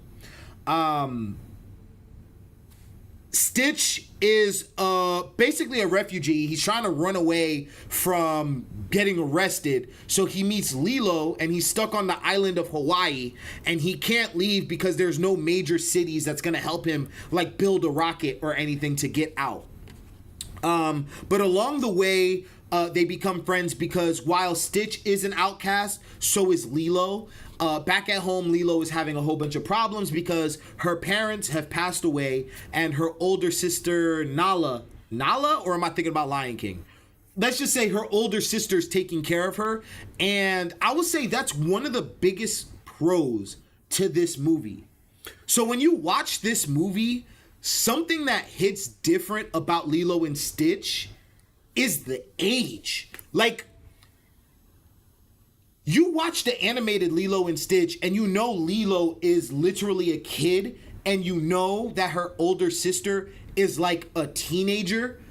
But when you watch the film and you see, no, Lilo is not just a kid, she's literally a freaking baby. And like, with my adult brain, I'm thinking about like, damn, imagine I gotta take care of this little kid. And that's what her older sister's going through, like struggling to keep a job and all of that. So it's a little frustrating because I'm just like, wow, like this hits different, but for some reason I also don't feel anything at all. But it adds more weight to the whole CPS aspect of things, like the whole social working aspect of things. And the movie really leans into that. Now, I think they lean into that a lot because of the budget. So they do something with Pleakley and damn, you guys remember those guys? Let me pull it up, bro. Y'all got to give me 2.5 seconds to pull it up because they did something different with these two characters. I was about to say Timon and Pleakley. Lilo and Stitch. What is his name?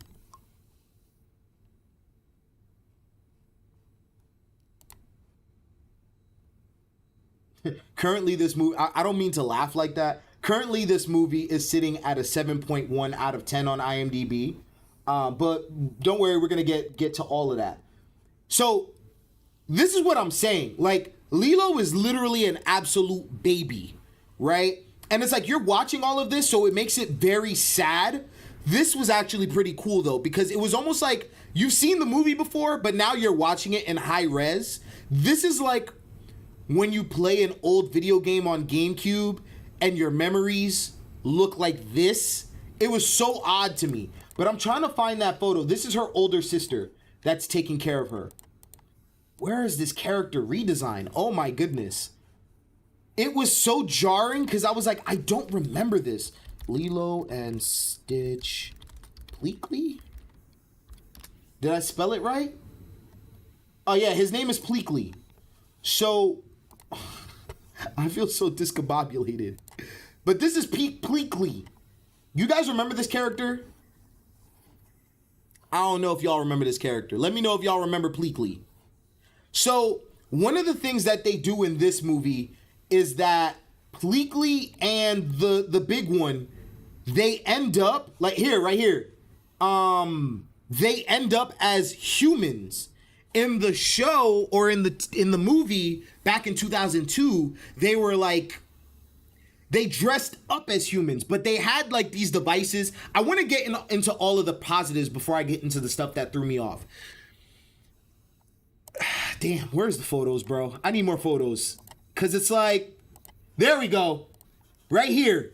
So they transform into humans in order for them to catch Stitch. So like the whole movie is basically E.T., if you really think about it, except it's E.T., except Stitch is not trying to get caught. I feel like I'm doing a horrible job explaining what's going on in this movie. Oh my goodness. It's actually aggravating me. I don't know why that was so difficult to do.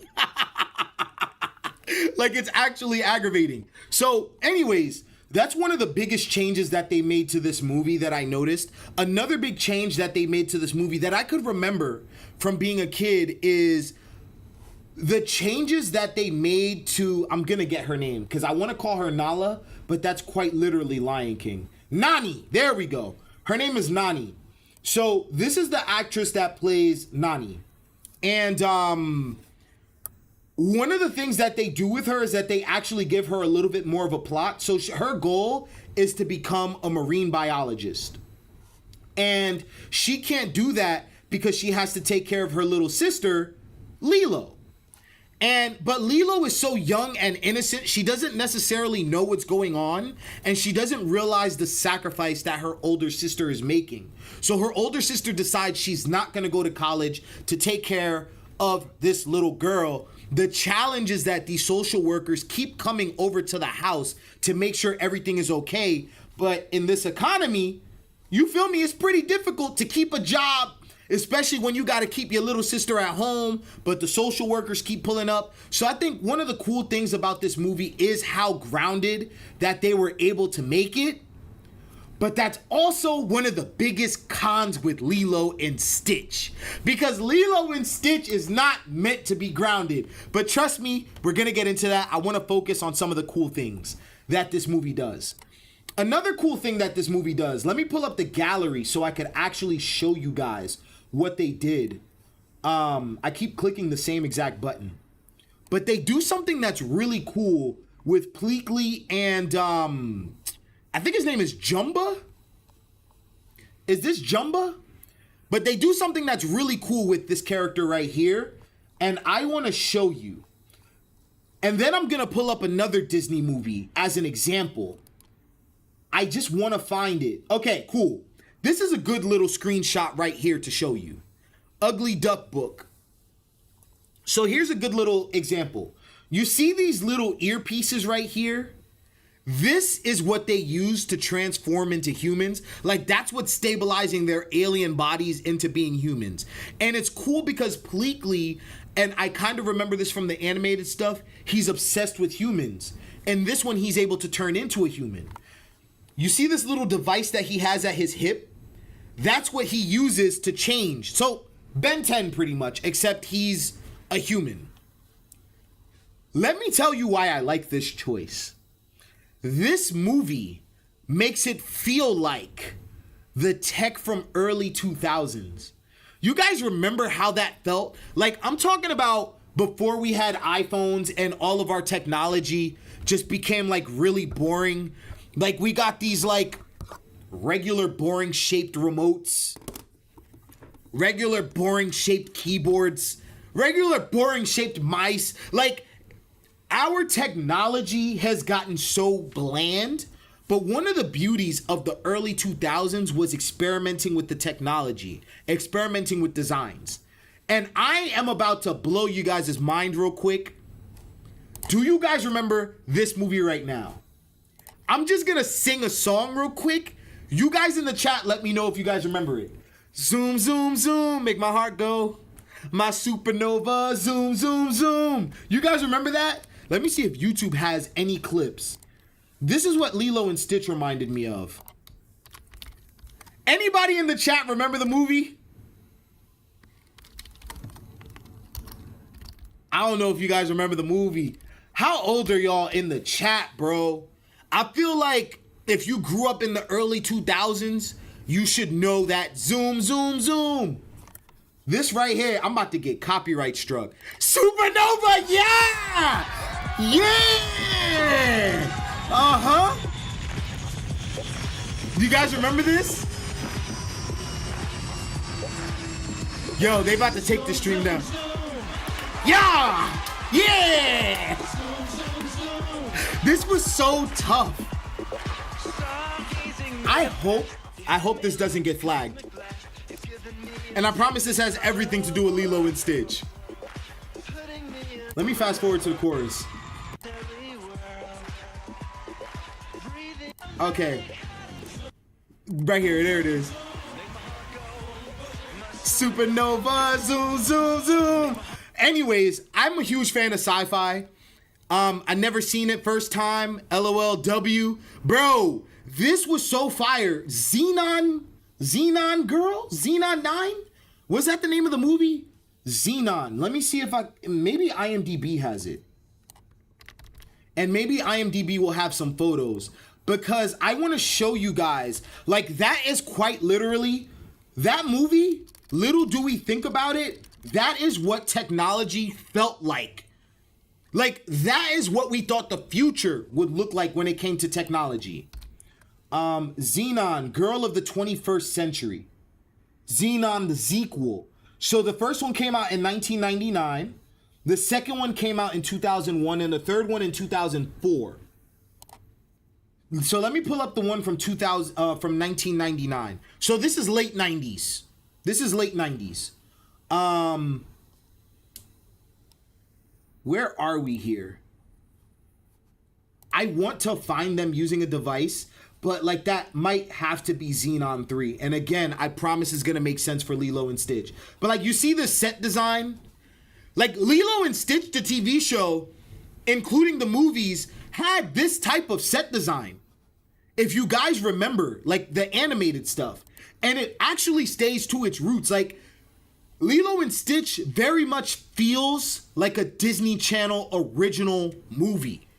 You could take that as however you want. I see that as a good thing, but it also means that it's gonna do pretty well when it hits streaming on Disney Plus. Like, this is quite literally a distilled Disney Channel movie. So Xenon probably doesn't lean too much into technology the way that I expected it to. Let me click on Xenon 3, because that's probably where the whole zoom, zoom, zoom thing came from. Xenon, Girl from the 21st Century. You guys remember Phil of the Future? Phil of the Future was another one that had that same style. Xenon, hello? I'm trying to find this stuff for you guys. Xenon 3, the movie. All right, I definitely remember this one a little bit more. So you remember this device? This used to bother me as a kid because I always wanted this, but now we have iPhones. They had this little disc device in Xenon that basically allowed you to FaceTime. And this is what it looked like. You remember these Z little players? It looked like a little CD player. I say all that to say, This is what Lilo and Stitch does in the live action movie.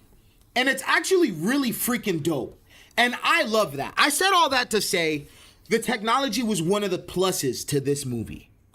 But I think that's pretty much where it ends for me when I'm talking about how I feel about Lilo and Stitch. Because again, the problem with Lilo and Stitch, it's not that it's a bad story. Lilo and Stitch is a pretty good story. It's making some decent money at the box office, but like the setting is Hawaii. And yet it almost feels like I don't get enough Hawaii. When you watch the animated film back in the day, it's like I felt Hawaiian. You feel what I'm saying? You had the surfing, you had the hula dancing, you had the colors, you had the scenery. But for this movie, everything is kind of like just taking place inside of the house.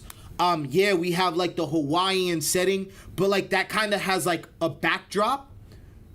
But a big thing that separates, very similar to Lion King or Tarzan, it's like we know it takes place in Africa, right? When you're looking at Shrek, we know it takes place in some sort of medieval Europe.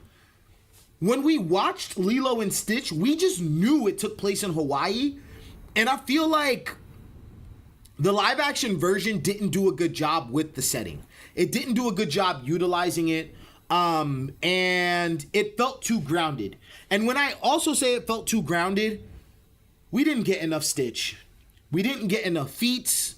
I kind of wish we got that relationship between Lilo and Stitch a little bit more. And I don't know why. Actually, I think I do know why. Maybe it's because of the budget. But I feel like due to the budget, they shied away from giving us more alien action. And again, this frame right here was just a way to save more money.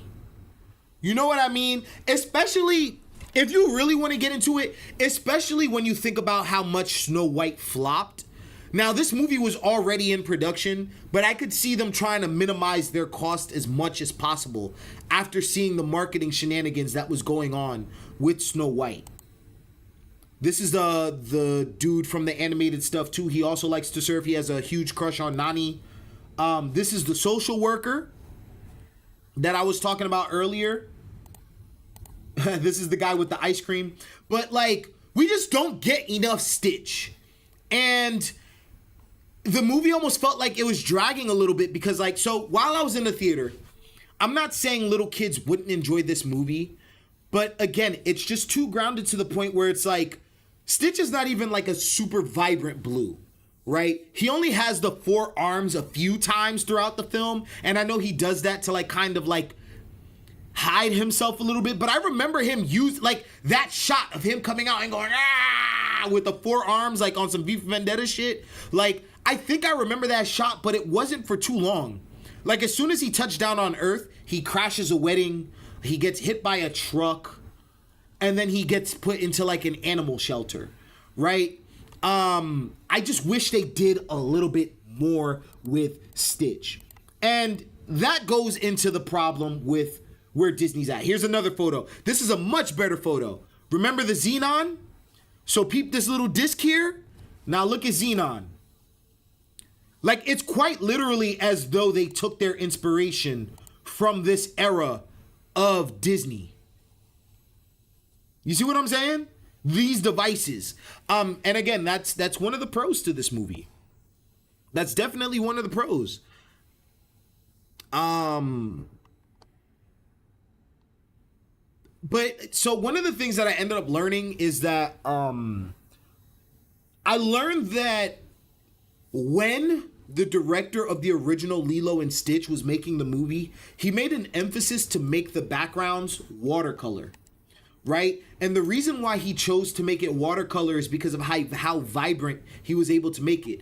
To the point where his background animators had to go in and learn how, like, train in using that technique. That's a technique in animation that got put behind because of how complicated it was. And it goes to show that Disney used to be on top because of its innovation and its push to like just be out there And this movie just isn't anything groundbreaking. And so again, I think this movie's con is that it leans a little bit too much into nostalgia. Now, we spoke about the ending changing, right? The ending does change a little bit, and I think that ending does a good job when it comes to introducing Nani as an actual human, as an actual character. I don't want to spoil anything, but it gives Nani an arc where when she was younger, she used to train, and that's what she uses to help Stitch later on in the film. It's a whole shebang. Like, honestly, it's a whole debacle. But I wanted to share something with you guys. And I think it's something that we don't think about enough. When you think about the current Snow White movie that just passed, a huge problem that people had when they were looking at like the original photos from Snow White are the 7 dwarves, right? And like, there's a lot of people, they literally just had bad faith arguments. To be honest, they just didn't like the dwarves because they looked, how do you say, diverse. And so people had an issue with that. Oh, look at this diverse cast of dwarves and da-da-da-da-da. I think it's a bad faith argument. I think that you're allowed to update your films, right? You're allowed to update your films as the times go on. Lilo and Stitch does it a little bit, and it does help to keep the film a little bit fresh. But a bigger problem with, like, for example, the 7 dwarves was that back when you had the original Snow White movie, the 7 dwarves were vibrant, right? They had a distinct design to them, to the point where, like, that's one of the main things that you remembered throughout the film. And that's the same problem that the Lilo and Stitch movie has, where it's like the character design is there, but there's nothing that's going to make that character stick in my brain. And I wanted to remind you guys of something, though. Disney has always had a history of remaking films. And so Snow White was a film. I'm talking about the one from 1937. Was a film that ended up propelling Disney into Walt Disney into stardom, to the point where he made so much money that he was able to create the empire that we know of today that's putting out these movies. Excuse me. But like, one thing that people tend to forget, we use Sonic as an example, right? Remember how Sonic had to end up getting a redesign? Do you guys remember why Sonic got the redesign? They tried to make Sonic way too realistic. And so what ended up happening was that we bullied these guys into going back and recreating Sonic. And now we have a franchise that has totaled $1 billion. His character design is distinct, he's vibrant, and they care about the technology that they're using to put these movies out there. And that's what Disney used to do back when the first Snow White came out. But a lot of people don't realize the original Snow White is also a remake. I should get a sound effect. Boom. Like, what are those sound effects? That's also a remake. So Walt Disney's version of Snow White came out in 1937. When Walt Disney was like 14 or 15, there was already a Snow White that came out on the big screen, and it was from 1912. And the reason why Walt Disney decided to make the Snow White movie in 1937 is because that original Snow White film from 1912 stayed in his mind, to the point where he used frames from that original movie in his version that's animated. But I'm going to talk about why him remaking that is different from the way Disney is making their movies right now, and why this is the reason why the live action versions of Disney stuff don't work. Let me show you guys something insane that I found. I found this right here. This is a shot-by-shot comparison of Snow White from 1937 versus, I think, 1916 or 1912. I think it's 1916. And these are shot-by-shot inspirations of the film. Isn't that insane? Like, my mind was actually blown when I learned this. But there's a difference in how he decided to make these two movies, or decided to make this movie. How y'all feeling? Y'all with me? I know I'm yapping about film history and stuff, but like, I feel like this is so important for us to like realize where Disney is actually, I don't want to say going wrong, but why Disney is moving the way they're moving and why it low-key still just doesn't work. I think it's very important for us to look at the past, right? So anyways, one of the biggest reasons why Snow White ended up being such a success and why it's still seen as like a legendary picture is because it innovated on film as an art form. And Disney is not doing that anymore. Disney has grown stagnant. The way Snow White changed the film industry. Watch this. Remember when earlier I was explaining that a big problem with Lilo and Stitch is that it's a little bit too grounded and realistic? The thing that Walt Disney was aiming for when it came to the original Snow White movies or the original Snow White movie from 1937 is realism. But in that realism, he was able to exaggerate the colors. He was able to exaggerate the movements. And that's what people remember about this film. And that's why it's a breakout animation and how it made so much money. Because before this, we weren't getting animation like this, especially in a feature-length film. It got to the point where Walt Disney literally created, I don't think he created rotoscoping, but he helped pioneer the concept of rotoscoping, which is basically drawing over live action footage in order for you to get more fluid-like movement. So you'll see a lot of that in anime where like somebody will be doing like fight choreography, right? And then they'll draw over that. I'm pretty sure Naruto has done it before. Pretty much all of our favorite animations have used rotoscoping in some way, shape, or form. Snow White took rotoscoping and implemented that into a feature-length project. Again, never had been done before, never had been seen before in a feature-length way. But then he goes a step further and creates this thing called the multiplane. Again, Walt Disney realized that he wanted to have his movies feel like live action cinema. He felt like animation could have evolved, right? And so in order for you to be more realistic, you gotta have better camera movement. So what does he do? He creates the multiplane. I think I have some stuff for you that I could show you. Hold on, let me see if I can find something. Look, here's a video that I had found earlier today. I actually did save it for y'all. This is actually what Walt Disney used to make Snow White. This is a 14-year-old girl that he used as his talent that he could draw over to help make Snow White feel more real.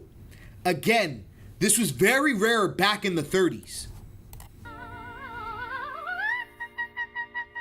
There's no bird there, but it's still super exaggerated, as realistic as it is. I think this is so cool because he just like rotoscopes over it.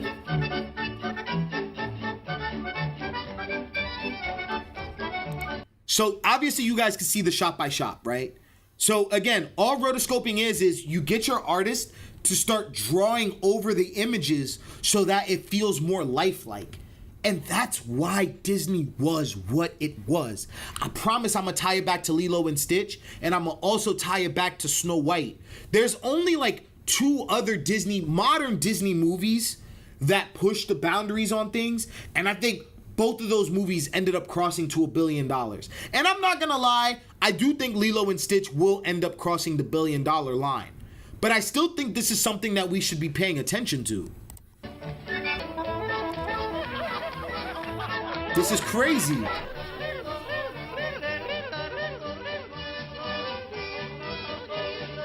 Like, just imagine someone drawing over this. And again, remember when I was talking about the 7 dwarves? Like, again, a lot of people will complain or was complaining because they were like, oh, they're too diverse. That's not what the dwarves were. But like, in all actuality, the dwarves were over exaggerated. That's what made them so charming. You get what I'm saying? Like, the real problem is exactly why we had an issue with Sonic the first go around. And so you're looking at this right now, and you could see why this movie had so much, I don't want to say aura, but charm. So you're saying they should copy all this again with the new SW film? Snow White film?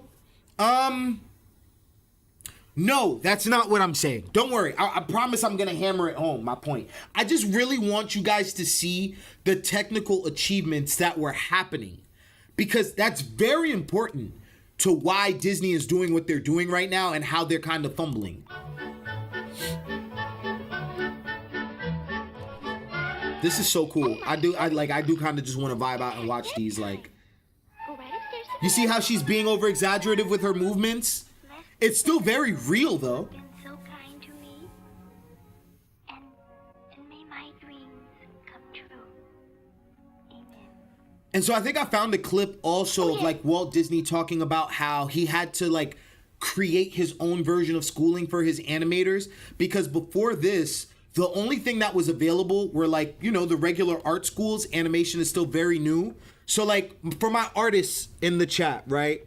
When you guys are trying to make poses, you guys have like a model. This is my brother Voodoo.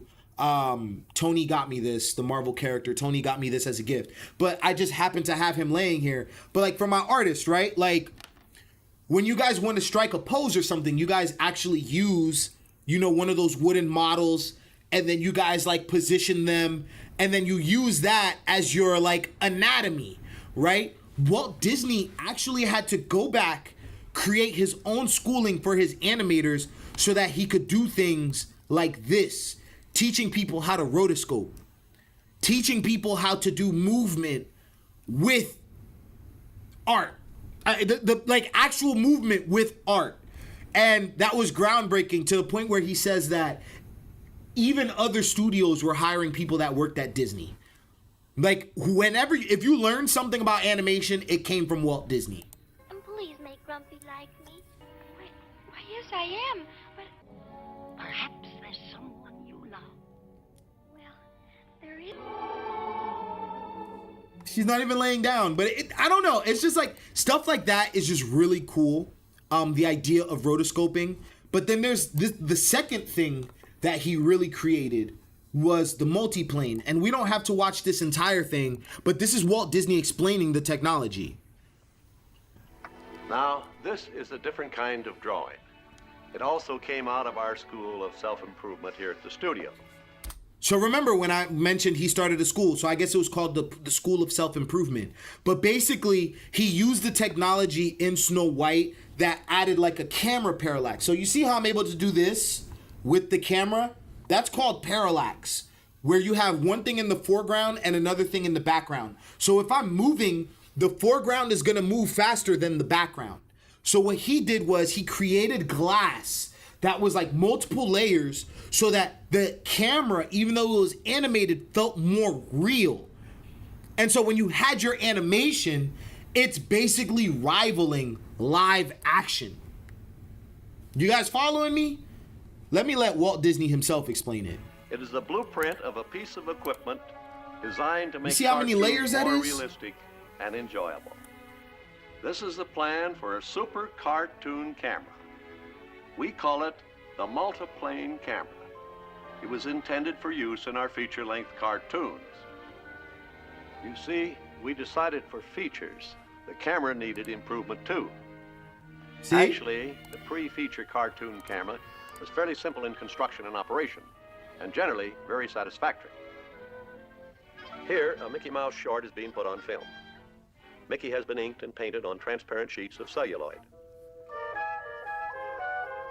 This happens to be a panorama effect where the character will walk in one place and the background keeps moving behind him to create the illusion. Each time a new cell of Mickey is photographed, the background must be moved a fraction of an inch.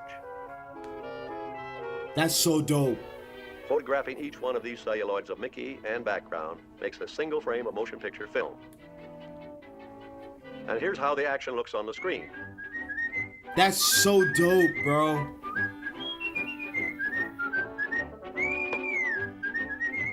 That's so Now note hard. that our character is capable of giving us a real feeling of 3 dimensions. He can move farther away.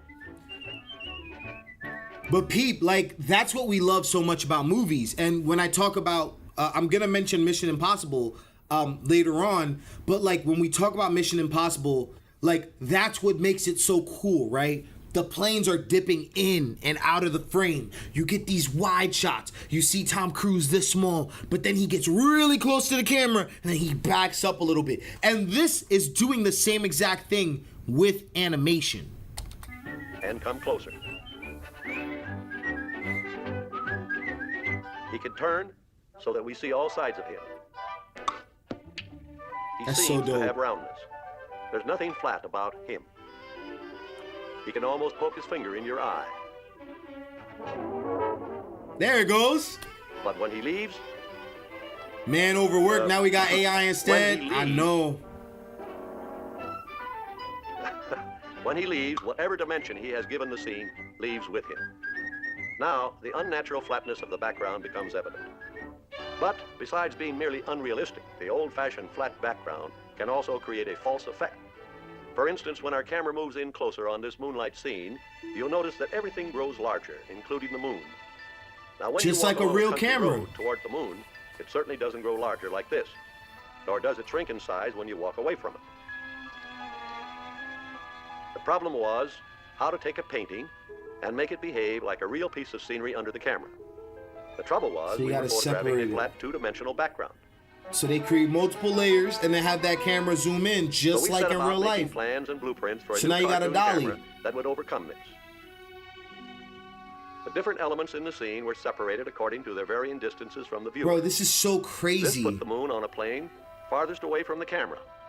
With our original picture broken down in this manner, it is possible to control the relative speed with which each individual part of it moves to or away from the camera. But the moon remains absolutely still, and so it will always remain the same, neither growing nor shrinking in size.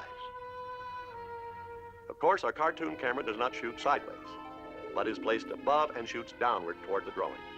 This Since is so new camera clever. used many planes, we called it the multiplane camera.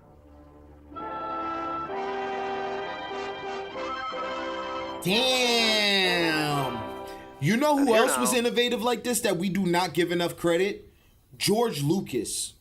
A lot of us need to understand film history and realize the movies we're getting right now probably would not be possible without George Lucas, bro. I think it doesn't dawn on me like it does. What am I trying to say? It's not lost on me that the company that ends up acquiring Lucasfilm is Disney. Science meme, exactly. Like George Lucas literally developed ILM. Like before George Lucas, visual effects were not being used like that. George Lucas came in there, really started using, I don't want to say the wake word, but really started using computers to start really giving us these animated things, these animated elements in movies. My fault. Is our same moonlight scene the way the multiplane camera Look at sees that difference between one it. As you photo can see, we versus finally movie. got the moon to keep its proper distance. That's so cool. This trick of painting a feeling of real depth And that's something that I do a lot also in After Effects. Like you separate things in layers, you create a camera layer, and then you make it 3D and you literally just have the camera go in. That's it. and dimension in our painted backgrounds was used extensively in the feature cartoons. Perhaps an outstanding example of this occurs in the In opening Snow scenes White. of our cartoon feature, Bambi. No, Here we see Bambi. the multiplane camera crew preparing to shoot that scene. He doesn't mention Snow White not once Here are in the this. planes for that scene, each with its own separate part of the background painted in oil. Oh on yeah, glass. the trees and how the trees move by fast. That's the example I was saying earlier.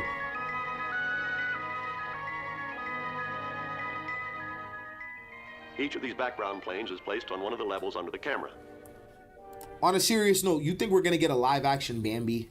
I think at that point, bro, shut the whole film studio down, bro. A live action Bambi, y'all dragging it now, bro. Y'all are dragging it. Live action Bambi? Each plane is capable of moving in various directions. Here we see one being moved sideways. The camera operator, looking down from the viewpoint of the camera, sees all the levels combined as one picture. From his view, we can see how each level or plane can move That's independently so of the others. tough. Here, the So like you operator could of really each get level like is running bringing a going. particular part of the background into the right position to start the scene. But before the scene can be photographed, the camera operator must okay the setup. Everything's okay except the bottom level. What's wrong down there, Alan? I was moving it the wrong way, Dick. Horrible ADR, by the way. Now. ADR is digital audio replacement. How's that? They did live Look action fine now. Lion King. They did live action Lion King, just like the Lion King. Don't worry, we gonna get into Lion King. Trust me. Okay, we've got that frame. Let's get set for the second exposure. In our frame-by-frame method of photographing a cartoon scene, the feeling of depth is not actually too evident when the scene is under the camera. You might be thinking that it looks as flat as the old-fashioned type of cartoon background. In fact, it does while it holds still. The trick of the multiplane camera is movement. That's so tough. I'm like in awe right now. This is 1930s.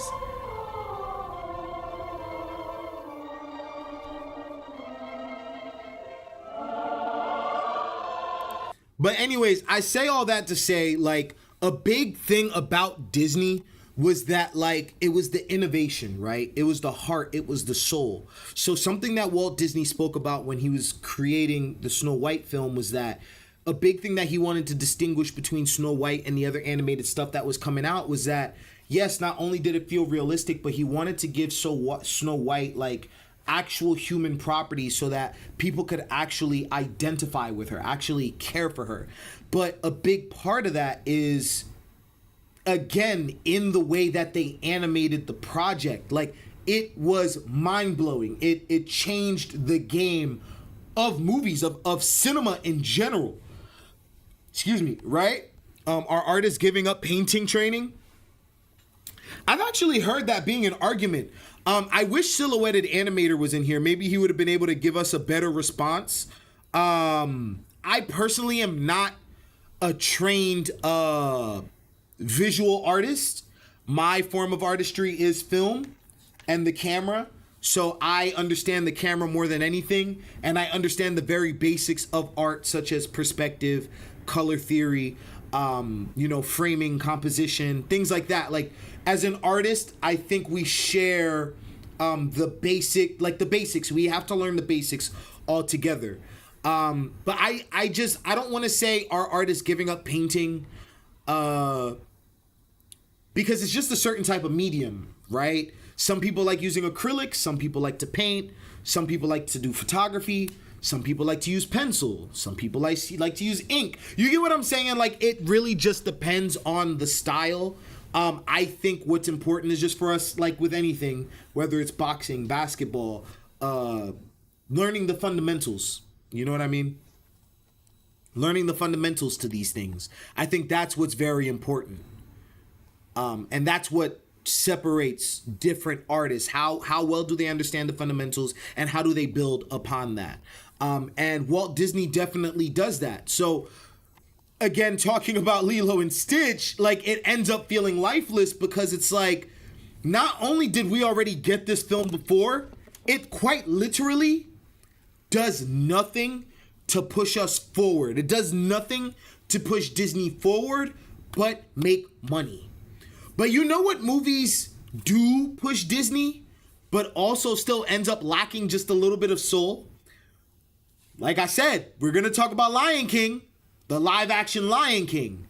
Yo, if you look up the behind the scenes to live action Lion King, they developed their own engines, to my knowledge, from what I remember, to create these animals to make it look like a documentary. But the problem became the fact that the beauty of animation is that you can exaggerate things, right? Think about Solo Leveling. I don't know why that's the first thing that comes to mind. But when Jin Woo is fighting Igris, there's a scene where Igris is like just ragdolling him. There's a moment where, like, when he gets really close to the frame, his arm literally is bending like that, but our brain is putting two and two together to show that he's being thrown around. But in it being exaggerated, that's what makes it so cool to watch. When we're watching the live action Lion King, We don't get those same facial expressions. Do you get what I'm saying? We don't get those same expressions that of the animals running. Like, the biggest flex is how realistic can we make it? And that's something that Disney is running down right now, like the path of. And ultimately, I think that's what's going to end up harming Disney in the long run. Do they care? No, because we're literally about to get Lilo and Stitch over to $1 billion in the box office. To my knowledge, their only real failure has come recently, and that was with Snow White, and that was all marketing stuff.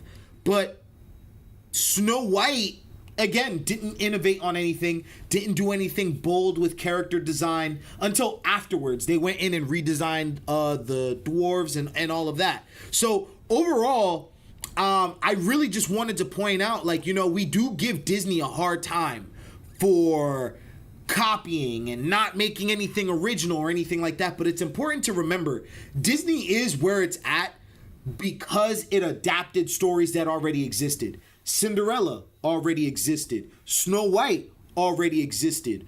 I think Sleeping Beauty was a story that already existed. So the difference is where Picasso says, good artists copy, great artists steal. What are you doing to expand upon the idea to enrich art as a whole? And I think that's what breaks my soul about Disney. It's like they have all of the resources in the world, just like Netflix. They have all of the resources in the world, and it's like, where's the technical achievement? Where's the innovation? You have some of the brightest minds at your company work, like, at your company. What are we doing? You guys are just dropping patents and not doing anything. So look, that's my whole rant on Lilo and Stitch and why Disney is doing what they're doing overall. I just feel like we got to stop rewarding them for this poor behavior, just to be honest with you. But at the same time, they have a history of adapting other things. Walt Disney was quite literally inspired by the film from 1916 to create his 1937 version. Well, it's been 3 years. Lost, didn't win an Oscar. That's on them. By the way, did you vote Nickelodeon Awards, see Crunchyroll Award winners? Oh, no, I didn't. But yeah, any of you guys got the chance to watch Lilo and Stitch? How did y'all feel about it? I have another video for you guys. Let me see if I can find it. But it talks about how rotoscoping works. A much better detailed version on how rotoscoping works. This one comes from Vox. Now remember, Snow White is not going to come out until 1937. All of these are shorts. Now in visual effects, let me tell you, I hate rotoscoping. Rotoscoping was also used for Star Wars. That's how you get the Superman cartoon. Yes, Marvin, you're spot on. The Superman cartoon where he like punches the lasers and stuff. It was also used 1970 something. What year was the first Star Wars dropped?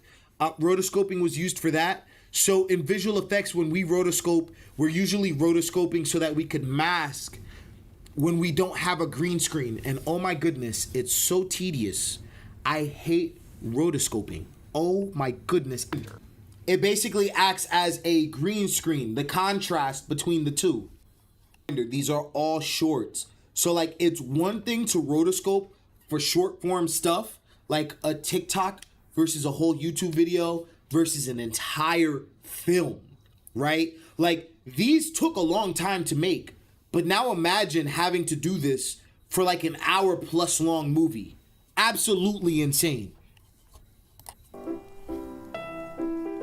In the past, y'all already know they were tweaking with the animation because it was all propaganda. I don't know if y'all remember, but Mickey Mouse used to be, you feel me? Mickey Mouse didn't like, I'm trying to tell y'all, Walt Disney did not like, feel me? And that's another thing a lot of people tend to forget. This was a very early video that we made. A lot of people also don't realize that as the times change, if a company sticks around, they kind of want to atone for their sins, right? And so a lot of people get upset about like racial casting changes and stuff like that. But they also have to realize that when you look at the history of cinema, like quite literally go to any film in the 1930s, 40s, 50s. And you're probably going to get some crazy racial undertones in there that's absolutely out of pocket. Because it's the actual human data that's going into mocap. So technically that does count, right? But see, this is the exaggeration of animation that's so beautiful. You get what I'm saying? Like when you're watching these animated projects, it's only through those that these things start to come to life. Like, okay, think of The Mask. The Mask is so cool because it could easily be animated, but they take that time to over exaggerate those facial features. Also to the point where they hire someone like Jim Carrey to play The Mask, right? You guys remember that movie? I remember I had the DVD. That's another movie we had the DVD of. In Walrus, he felt... That's what Disney is missing in their newer movies. Expression. Expression. There's no expression. Everything is so dull and regular and boring. Go into like obviously like the full history of like rotoscoping and all of that stuff, but I still think that's very cool to like look into. It's just really cool to have this context whenever we're talking about movies and these modern movies, because I feel like way too many times, especially on the internet, you know, you got people that are just trying to push like these crazy ideas, and it's like it never, for me at least, it never comes from a place of like a fair what do you call it? It never feels like a fair argument, like a good faith argument. It never feels like these things are coming from a love of movies. And so it's like when I have my frustrations for Disney, it's literally because of how it feels like they're regressing. You know what I mean? And that hurts a little. I ain't gonna hold you. Why are we regressing as an art? You know what I mean? YouTube keeps sending me these warnings like, hey, we keep detecting these videos in your stream. YouTube don't want to see me prosper. But yeah, man, I just love looking at the history of this stuff. Like animation is one of those things that I have a blind spot for when it comes to filmmaking. Cause like I haven't gotten, like I'm just not an animator. I appreciate animated films, but I feel like those are the one type of films that I could watch where I could completely turn my brain off and not have to think about the technical aspect. Every time I'm watching a live action film, my brain is just going bing, bing, bing, bing, bing, bing, bing, bing, bing, bing, bing. But like when I'm watching animation, I could just sit back and appreciate it because I don't consider myself an animator. I don't. I understand certain elements of story, so I could look at it from that as an overall film. But when we're talking about the art, the craft of it, like that's why like as frustrated as I'll get with Invincible, like I never dig in on it way too much because it's like I personally just don't know. I don't know enough. I know how to animate small things. After Effects. Easy, right? Not easy. It takes some time to learn. But I'll say simple. Not easy, but simple, right? The whole concept of keyframes. And I think that's why Invincible feels so off, because it's like, why does it look like you're literally just dragging from one frame to the next? Why does it look like that? You know what I'm saying? Just like Cuphead. Yes, just exactly like Cuphead. Another movie that I ended up seeing this weekend. Speaking of regressions, I'm not saying the movie's bad. I'm going to say it one more time. I'm not saying the movie's bad. But if we're speaking about regressions, did you make your own history, art book, animations, generations influential? What do you mean by that?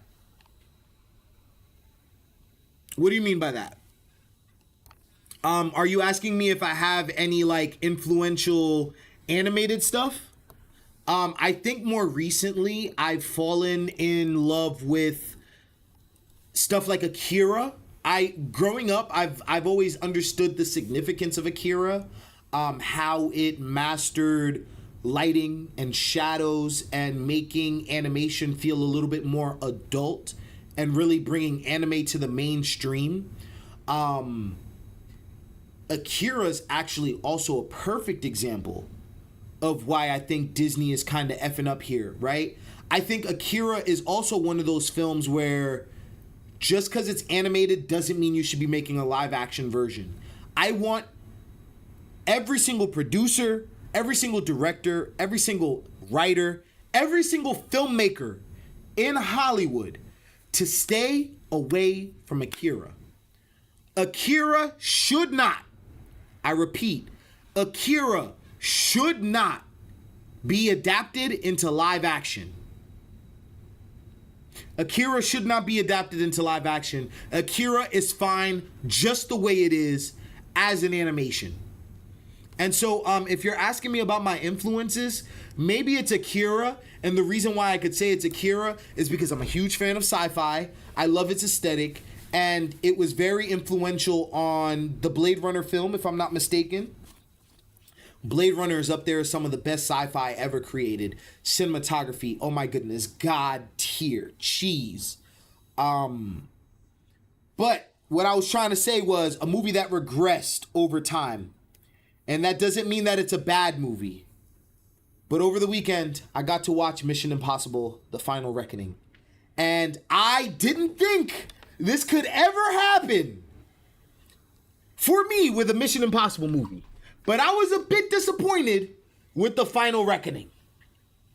It's not awful. I'm not saying it's a bad movie. But for something that's supposed to be like the last thing in a franchise, Mission Impossible: Dead Reckoning, it felt like it regressed from a lot of the stuff that it was building on. And it's like, that's where the disappointment starts to set in for me a little bit. Like over the years, you could start to see the level of filmmaking start to increase. And it's not just with the stunts, but it's also with the writing and the direction. And then you get to this one, and it's kind of just like, who directed this? Where did the director go? Because this has to be a clone. What is going on? But I promise, like, by the end of this, I'll fully explain why this movie feels like a letdown, even though I still feel like this movie was very entertaining, right? I got to sit through the movie. I ended up clapping at the end of it. It was still very entertaining.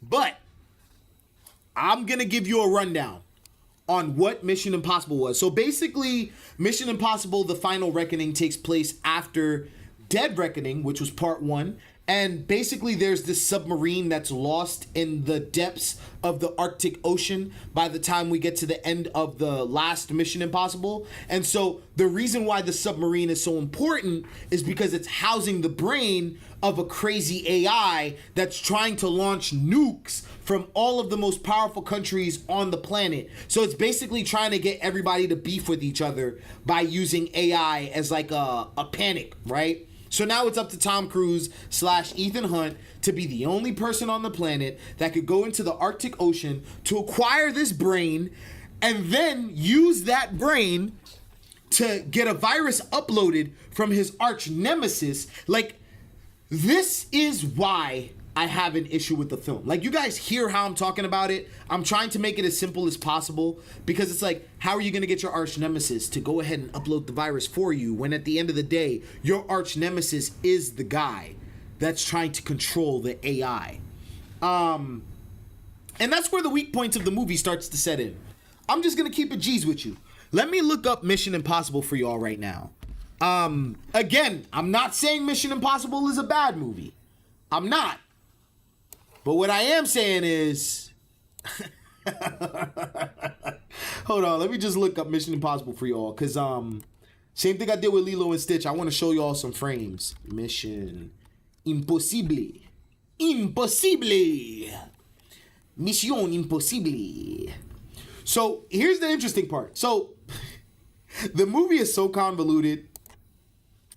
The description that IMDb gives is, our lives are the sum of our choices. Tom Cruise is Ethan Hunt in Mission Impossible: The Final Reckoning. That gives you absolutely nothing. Absolutely nothing. And the reason why this is like this is because they knew it was going to be impossible to try to explain what was going on in this damn film. And that is, usually I like to start with the pros. I don't know that I have any pros for right now. I am going to run to the bathroom. While I run to the bathroom, I'm going to come up with some pros. I'm going to be right back.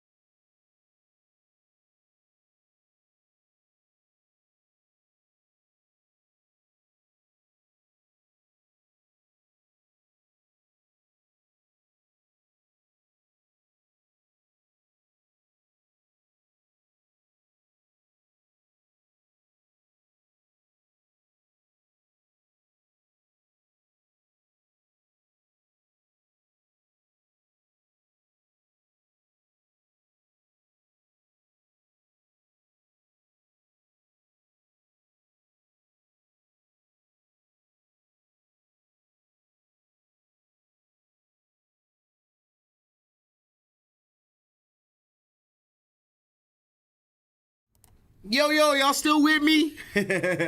Yo, y'all still with me? So look, I came up with some pros, but we're gonna save that for a little bit later.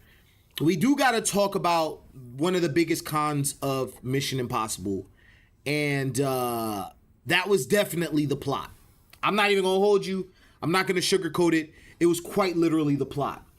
And I also, as I'm looking at the IMDb page, like I'm seeing something that absolutely shocked me. I'll give you guys a sneak peek at what that is. Let me show you. Director, this right here. It's throwing me off because it's going to be the same director. Watch this. Previous 6 movies. Oh my goodness. Don't worry, we're going to get into that, but this is throwing me off. Absolutely throwing me off. Look, I was already very afraid going into this movie because the last Mission Impossible that I saw, Dead Reckoning, which was part 1, had a lot of exposition already, right? Like, it took us a lot to get to the end of part 1, but I thought the action was actually really good.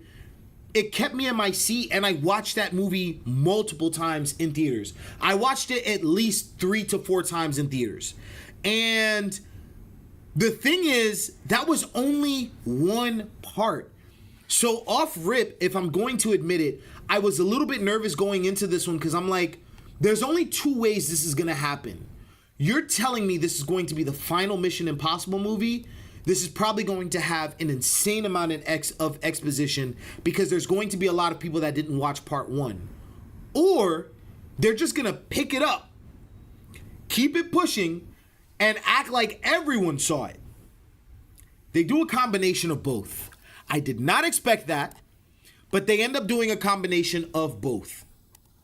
The issue with what happens with Mission Impossible is that as soon as part 2 starts, they end up going into like a whole recap mode.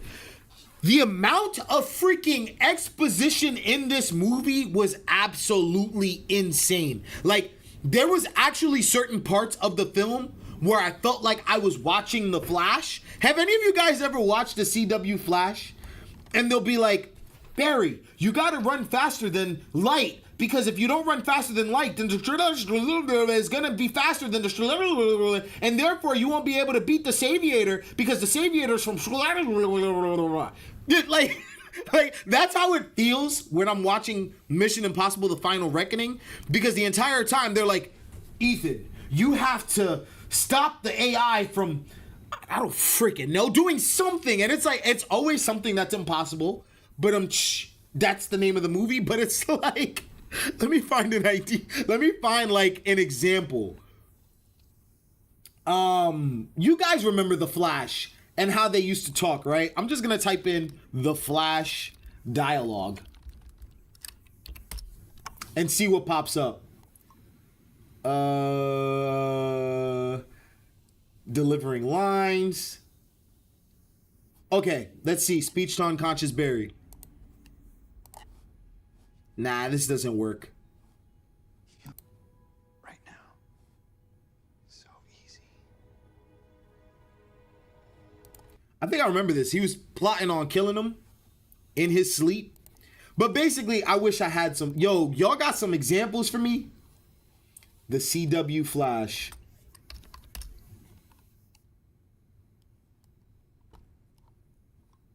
Oh my gosh. I'm trying to find something for y'all. But anywho, I might not be able to find it.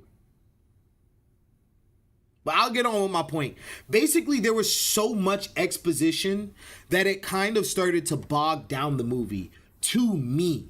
And it's like a big part of Mission Impossible is the exposition, but they usually do a really good job with tying the action into the exposition so that you know what's going on. And it's like the movie teases at it. So like there'll be moments where it's like where you're going to have to go underwater without a suit. And so they'll show like a little bit of foreshadowing of him underwater without a suit. But they don't go all the way like the other Mission Impossible movies. Another better example would be which was a Mission Impossible reference, is from the most recent Sonic movie. When Sonic is going to break into the vault, they show the different examples of how Sonic gets vaporized if he does the mission wrong. Mission Impossible leans so much on the dialogue, it's insane. Not that it's boring, but it just feels lazy. And that's another problem that ends up happening with this Mission Impossible. The visual whiplash. 1 second you're over here, the next second you're over there. Like, yo, I shit you not, in the first 30 minutes, we spend 2 minutes in one scene. Then we go to a party. It's like, by the way, there's a party going on. He's out at a party. Out of nowhere, Haley Atwell shows up. And then some dudes show up. They shoot them with these darts. Then the next scene, we literally don't even spend 2 minutes at this party. Then the next scene is them in a prison, reminiscent of when Tom Cruise did that, like, pull-up. So it's like, there's so much going on, but then it's already stuff that we've seen before. So then it becomes like, all right, what am I watching? Because then within all of that visual whiplash, they also give us like a whole bunch of flashbacks, like One Piece. You know how One Piece is constantly doing flashbacks? Bro, I would say this movie rivals One Piece in the amount of flashbacks that we were getting with Mission Impossible. It was absolutely insane. Again, I enjoyed the movie. I had fun watching the movie. But I have to be blunt. These were things that were kind of bothering me a little bit as I was trying to watch the movie, because it just didn't feel like the same level of quality as what I was coming to expect from Mission Impossible. The movie doesn't really start to feel to me like Mission Impossible until like the second half of the film. The first half of the film, again, is just so much visual whiplash to the point where it's like we lose characters that we've been with from the start. And I almost don't care because I didn't have enough time to spend with them in this movie, right? And I'm like, well, that feels off because this movie's trying to do so much that we tend to forget about the characters. And when they do try to focus on the characters, it's on Haley Atwell. Now, I think Haley Atwell is a beautiful woman. I think she's a great actor, but I do not think her chemistry with Tom Cruise works well. Now, for the life of me, I have to Google this real quick. I just want to make sure that Rebecca Ferguson, shorty from Dune, Rebecca Ferguson, was in the other Mission Impossible movies for a little while. What I'm realizing about Mission Impossible that they're doing is that it feels like Ethan Hunt has his own Bond girls at this point in time. Like, the women don't stick around, and so since the women don't stick around, there's not enough time for us to have these real attachments to them. And so Tom Cruise is sitting there, and he's like, I'll never let anything happen to you. But it's like, who gives a fuck about this girl? Like, she just showed up and she's been robbing you since the last movie. Why do you even trust her at this point? As opposed to a character like Rebecca Ferguson, for whatever reason, they killed her character off. I feel like her and Tom Cruise had a better chemistry going on, right? And Haley Atwell's character was cool too. Like, I'm not trying to discount her character. All I'm saying is that their relationship felt very forced. Haley Atwell and Tom Cruise's relationship felt mad forced. So this is the team that we end up going with when we're watching Mission Impossible. This is just like a rinky-dink put together crew. None of this is the original crew from any of the other Mission Impossible movies. Tom Cruise tends to swap out the cast like it's Power Rangers. Angela Bassett plays the president. I thought that was pretty cool. Luther is in this movie. There's like a lot of callbacks to the other films. There's a whole lot of callbacks to the other films. And it's almost like if you didn't watch the other movies, you won't really get as much satisfaction. But then at the same time, they try to set this movie up in a way where, like, if you didn't watch those movies, you would be okay, right? But, like, it's still a little bit off. Like, I'm just being, like, these movies, bro. And then, like, another thing, speaking of like characters that come back and don't show up or whatever, Vanessa Kirby. She was a big part of the last movie and some of the other movies from what I remember. But then she just becomes absent in this one. So like this movie's just trying to set up a whole lot. And it's to the point where it's like, okay, you're saying this movie's ending, but you're doing a bad job saying goodbye to all these characters. You're doing a bad job setting up the goodbye for Ethan Hunt, Tom Cruise. Just like Fast and Furious. Oh, shit. You are spot on. Dude, these movies, especially this one, became Fast and Furious. Because let me tell you what happened. So now we got to talk about the direction. We got to talk about the direction of this movies and why I feel like things started to regress. I know I'm talking about a lot of cons. I want to find some pros for you. I will find some pros for you. But dude, you're right. Just like Fast and Furious. What in the world? What in the world? You're so right. You kind of just broke my brain a little bit. Whoa, you just broke my brain a little bit. But basically, when it comes down to the direction of the film, I was very disappointed because what shocked me was the visual regression of Mission Impossible. So like Mission Impossible is a very stunts-oriented film. But when you watch the more recent ones, right, I'll say since like 2015-ish, you'll notice wide shots, sweeping shots. You could see what's going on. They really established the setting really well. They set you up in the world. Like it's really dope how they walk you through these scenarios and you're able to follow.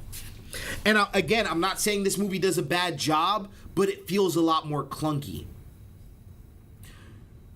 One of the things that I noticed with this that was aggravating me was, first off, Mission Impossible 3 is one of my favorite Mission Impossible movies. Probably my favorite one because growing up, that was the most in-your-face I've seen from a Mission Impossible movie. Mission Impossible 3, besides Brian De Palma's. But Mission Impossible 3 was full of Dutch angles and close-ups, but I specifically remember being younger and reading an article that said that Tom Cruise was going to start stepping away from the Mission Impossible 3 style and start doing more practical stunts like he did starting in like Mission Impossible 4, which I think he did the Burj Khalifa where he was like actually climbing it, right? And that's how now, which is one of the pros, don't worry, we're going to get there, the stunts, they're practical. Tom Cruise is actually doing these things. But the problem becomes, we can't see anything. For whatever reason, I just feel like the director got lazy. It felt like the lighting was like television lighting, in a sense where when you're watching TV, the lighting looks a certain way because you have so much shit that you need to shoot within the week. Fuck, even within the month.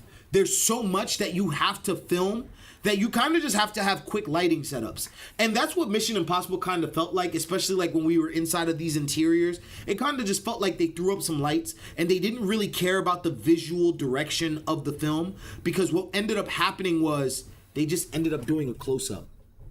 You're just this close the entire time. Not a wide angle, but like just close as hell to the screen. Everything is just all close. And it was aggravating because I'm like, I want to see what's going on. And it wasn't like, I don't remember that for the other Mission Impossible movies. I remember being able to see what was visually going on.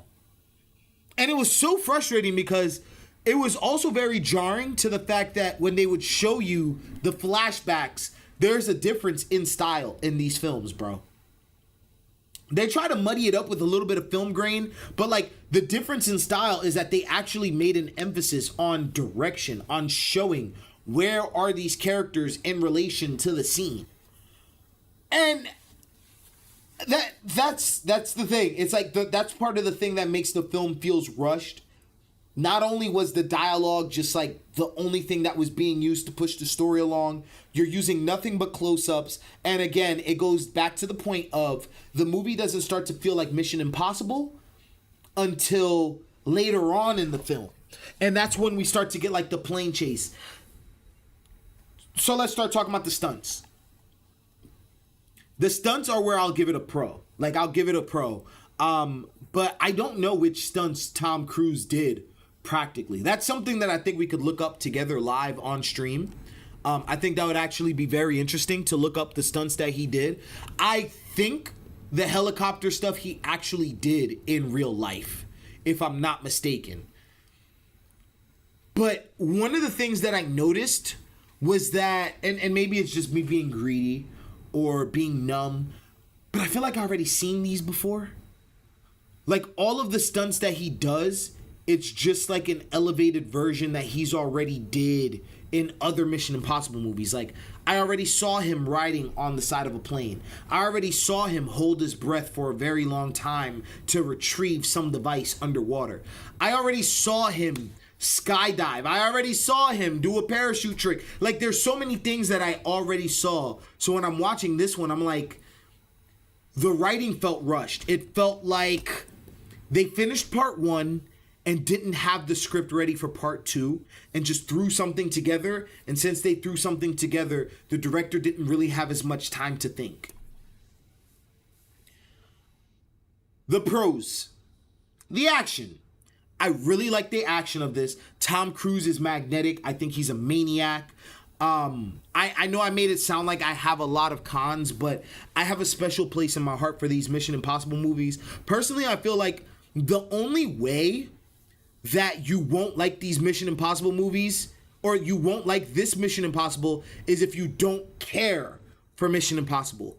If you like Mission Impossible, you will like this movie. If you're just a casual viewer, sadly, I think this is one of those movies you have to watch in theaters just because of how long the movie feels. The movie is about 3 hours long, and I think that if you end up watching this movie on streaming at home, you lose its gravitas because you're just going to be on your phone. You're going to want to go find something to go eat. And just like a Fuse, the beauty of this movie is that, the tension, the lighting of the fuse. Didn't Tom Cruise ever get an Oscar award? He already 60, no longer young at his prime. Yeah, I think this year the Oscars are going to introduce a stunts category. The first people that might end up getting it, even if it's honorary, are either going to be Jackie Chan or Tom Cruise. Those are the two people off the top of my head that I could imagine is going to get that. But overall, I don't think things were like super impressive. I think this movie was mid. Like, it was regular. I can't tell you. Actually, I can. I wouldn't watch this movie over again. Like, Dead Reckoning, I don't know why, but I ended up watching that movie like 3-4 times. I enjoyed myself in theaters. This one felt like a chore. If I'm gonna watch this movie again, it has to be like on like a date. And even then, I'm going purely for my own entertainment because I doubt the shorty would be even, like, I doubt the shorty would enjoy it. I think this, actually, no. This is the movie you go out with your boys and watch. I actually saw this movie with my boy C-Man. And genuinely enjoyed it. I had a great time with him. I had a great time. And that's because we're both Mission Impossible fans. But if we're going to look at it from like a strictly filmmaking perspective, I do think that Mission Impossible regressed. And I think a part of that regression could also be because the last Mission Impossible didn't make the money that they expected. But check it out. Let me show you some. As we spoke about for Lilo and Stitch, Mission Impossible is going to make its money back. So look, I mean, personally, I love my Mission Impossible. I would love for the franchise to keep going, but I know everything has to come to an end. I think that Mission Impossible would work as a really good TV show. A really good TV show. With the amount of exposition that Mission Impossible had, I think that if Amazon Prime picked it up and had some really good writers and did like a week to week and actually still had a big budget, this would be a really cool TV show. I think, wow, Mission Impossible would work as a TV show. And what's funny is that's how Mission Impossible started. So, again, I guess the common theme of this stream is going back to its roots, going back to your roots. Mission Impossible should go back to its roots and make a TV show. How we feeling tonight, man? I'm really giving y'all a long-ass stream today, yo. Yo, we got that sandwich Lilo and Stitch game, by the way.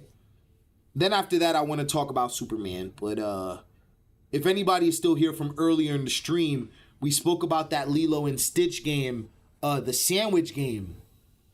And I ended up finding a version of it online that uses Flash Player. Says it looks like hardware acceleration is disabled while Ruffle may work. It may be very slow. Link below. I don't care. Let me just play the game. I'm gonna play this game with y'all before we talk about Superman. How do I full screen this? Oh, there goes full screen right here. I really found the game. This is actually insane. How do we play this? I think it's just arrows, pickles. Oh yeah, you're not supposed to pick up the nasty stuff. Okay. No bones. Mayo. I missed the mayo. Okay, there goes the sandwich. Score 75. Okay. My memories are starting to kick back in. I think I remember how to play it. Okay. So you don't get the nasty stuff. The ick meter. We want ill. Do we want cheese? Yes, no. That's nasty cheese. What? Ah, Blazink. Looks like you need to work on your sandwich stacking skills. I forgot how to play, bro. I used to be nice at this game. All right, we're gonna get this. So we got ham. We're gonna get lettuce. We're gonna get mayo. We're gonna get pickles. We're gonna get bacon. Where we at with it? Let's get the sandwich. There we go. Munch, munch. 75. Sandwich brick. Okay, level 2. Lettuce. Oh, nope, that's rotten. Do we want this cheese? Get some tomatoes, mayo, and the sandwich bun. There we go. Another 75. We got 150. Cheese. Lettuce. That cheese doesn't look good. Onions. Bacon. Cheese again. Mayo. Onions again. Give me that sandwich. Give me that bun. There we go. I'm telling you I'm nice. Am I? Level 4. All I had to do was remember. Okay, bacon. We got, what's that again? Jalapeno. The sandwich already? Alright, next time I lose, we going straight into Superman, because we got mustard. Alright, this is good enough. Enough nostalgia. This game is not actually as fun as I remember. Like, it's fun, but it's not that fun. You know what I mean? Mustard, pickles, sandwich. I am killing shit though. I'm at 620. I don't know if y'all remember this game, but this is a feat. I don't think I've ever gotten this far as a kid. I'm locked in right now. I'm locked in. Whoa, whoa. I'm locked in. Give me that sandwich. Locked in. All right, we'll get to 1,000. If I get to 1,000 or lose, I'll stop. Oh, it's starting to fall faster. I feel like it's starting to fall faster. All right, we had 1,000. Let's just wrap it up. Wrap it up. Wrap it up then. That was fun. I haven't played that in a little while since I was a kid. But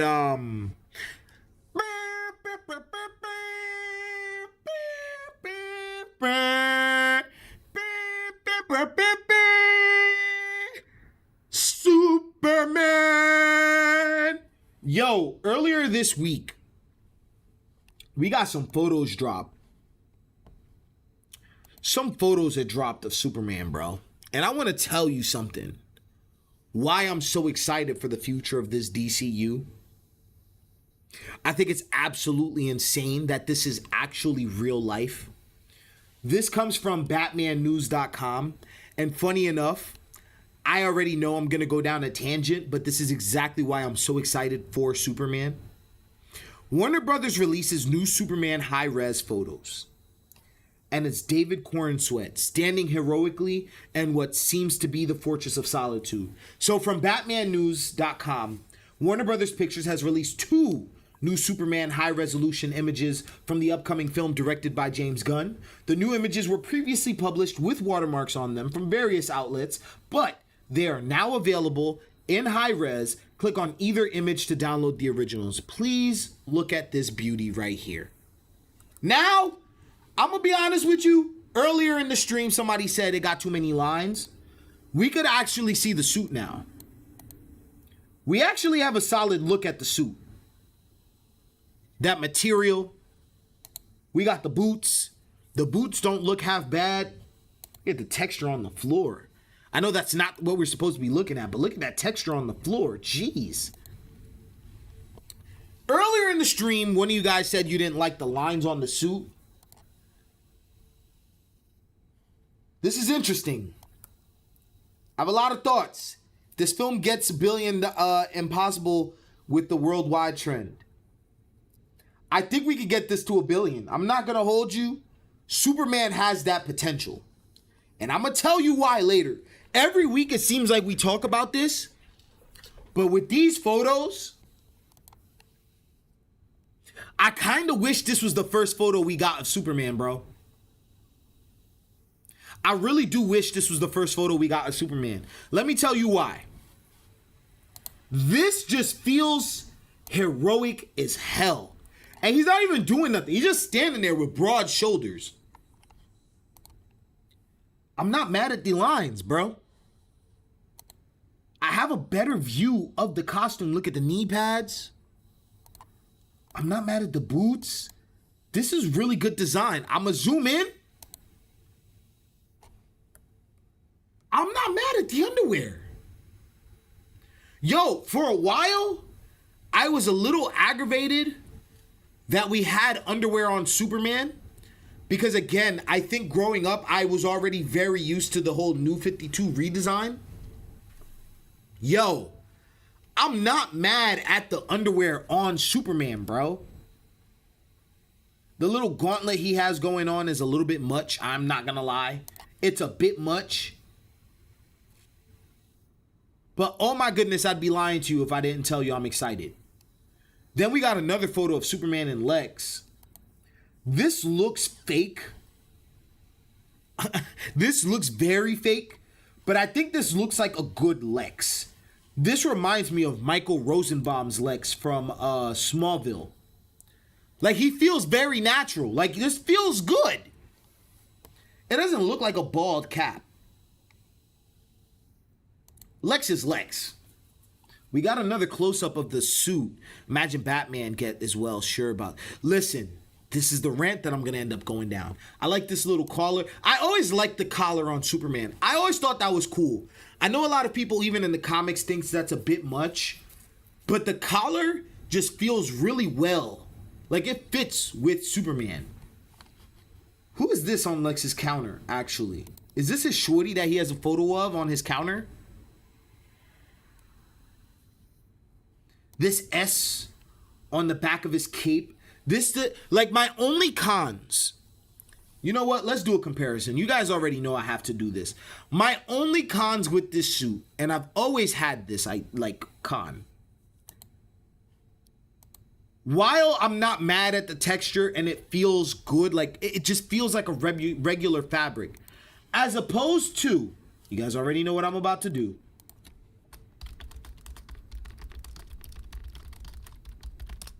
You guys already know what I'm about to do. As opposed to when you look at something like,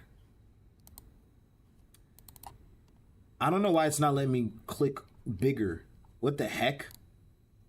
It's not letting me zoom in. But that's okay. I'll zoom in myself. As opposed to when you look at something like this.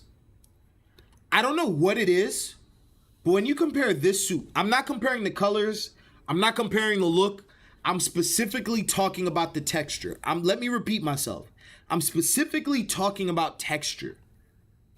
When you look at the texture between these two Superman suits, I think my main issue is I prefer this texture because it feels more alien.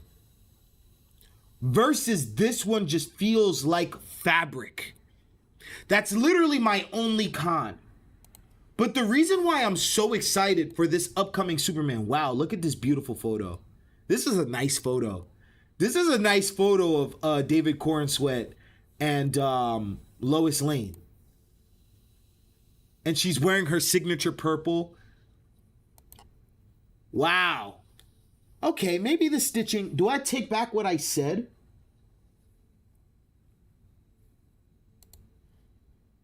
How do you guys feel about these high resolution images of Superman? I'm loving it. I think he's also going to be in motion a lot, so we're not going to see it. So being able to see the texture on this, like even the belt has it, it just feels like a rubber basketball. Again, we're just talking about texture as opposed to like this hexagon, hex shaping. You know what I mean? But man, this is a great photo between these two characters. This is so crisp. Look at his hair. I feel like I'm like glazing right now. Look at this collar. I really like the collar on this. Like, my favorite aspect of this suit is the collar. Hands down, my favorite part of this suit. Look at that S. Like, you see? Like, it looks like regular ass stitching. Like, I know we're zoomed in, so we're going to be looking at imperfections, but it just feels like this suit has no imperfections. This suit feels alien. That's it. That's literally my main thing. But the reason why I'm so happy and excited about these suits, these photos that dropped of Superman, is because if Superman looks this good, look at Crypto. If Superman looks this good, can you guys imagine how good Batman is gonna look? And like, I watched the Superman trailer over again in theaters before Lilo and Stitch. And like, I was like, yo, we're about to get peak cinema. This Superman movie is going to be absolutely insane. I'm so excited. Like, James Gunn is already setting up that this is going to be a very complex Superman, right? This is going to be what Zack Snyder was trying to do with Superman when it comes to like the whole ideas of like morality and do we need a Superman and should Superman be stepping in? The penny and the dinosaur in the Batcave. Yo, Eddie, you see where we're going with it, right? You see where we're going? Like, I'm so excited because if we're going to get this accurate of a Superman, it finally means we're going to be stepping away from that super dark, brooding. Look, I like the dark, brooding DC. But like the Christopher Nolanification of the DC universe was an absolute plague. I have to admit it. And the fact that we're getting colors and we're still getting the deep themes of Superman, we're in good hands. We're in good hands. I don't have nothing else to say, but we're in good hands with the DCU. This is going to be the DCU I thought we were going to get back when I was a kid. So that's where I'm at. When it comes to Superman, I'm so excited, bro. Amazon's doing something. I want to find a way to secure those tickets. But I'm really excited for Superman. But y'all, I'm going to have to take it down tonight. I'm getting very tired. I got to wake up early in the morning. But I want to say thank you guys for vibing out with me. I didn't even get to do the intro. So let me go ahead and do the intro with y'all. And it's going to serve as the outro. But I just want to say, welcome to another episode of Calyx Encounter. And if you've been here before, hell Calyx. Thank you guys for watching. I appreciate you guys for tuning into the stream. We could just vibe out. I will be back next week. Again, I don't want to I'm trying to have at least one stream a week. It's very difficult because of my schedule, but as I'm able to make more money, I want to be able to go back into doing YouTube full time again with you guys. And if that becomes the case, I'm going to be focusing a little bit more on streaming. I have been practicing trying to do better with my camera presence on stream. Trying to really segment things. I want to make an effort to like really hang out with you guys a little bit more. So here's to the future. I'm crossing my fingers. You know what I mean? I'm really loving this community that we're building. If you guys have not joined our Discord, oh man, I feel like I don't even have the Discord linked anywhere. So before I leave, let me see. Hopefully, if you guys stick around for a little while longer for me to link our Discord. But if you guys are not already a part of our Discord, let me go in there and recommend it to you guys. I'm going to drop it in the chat. Right here. I got it. So I'm going to give you guys some time. If you're still thugging it out with me tonight, go ahead and join our Discord. I'm also trying to make an emphasis to go ahead and you know, constantly update you guys in the Discord, chop it up, new videos, you know, stuff like that. So that's the link to the Discord. Thank you guys for watching. Thank you guys for supporting the channel. It means the world to me. You guys are going to be getting a few videos this week coming from this live stream. Big shout out to Eddie. Big shout out to Marvin for thugging it out. Idris. Shout out to Nightbane. Big shout out to who are we missing here? Let's see. Shout out to Havoc. Shout out to Silhouetted Animator. I know my boy had to leave early, but it's always a good time when you show up. Bell also had to leave very early. Big shout out to Bell. Shout out to every single one of you guys that come in and just support, bro. So I want to say I shouted y'all out. Y'all in the chat, let me know if I didn't shout y'all out. But I want to say I shouted you guys out, everyone that's watching. And I'll see you in the next encounter. Have a beautiful night. Be safe. Until next time. Peace.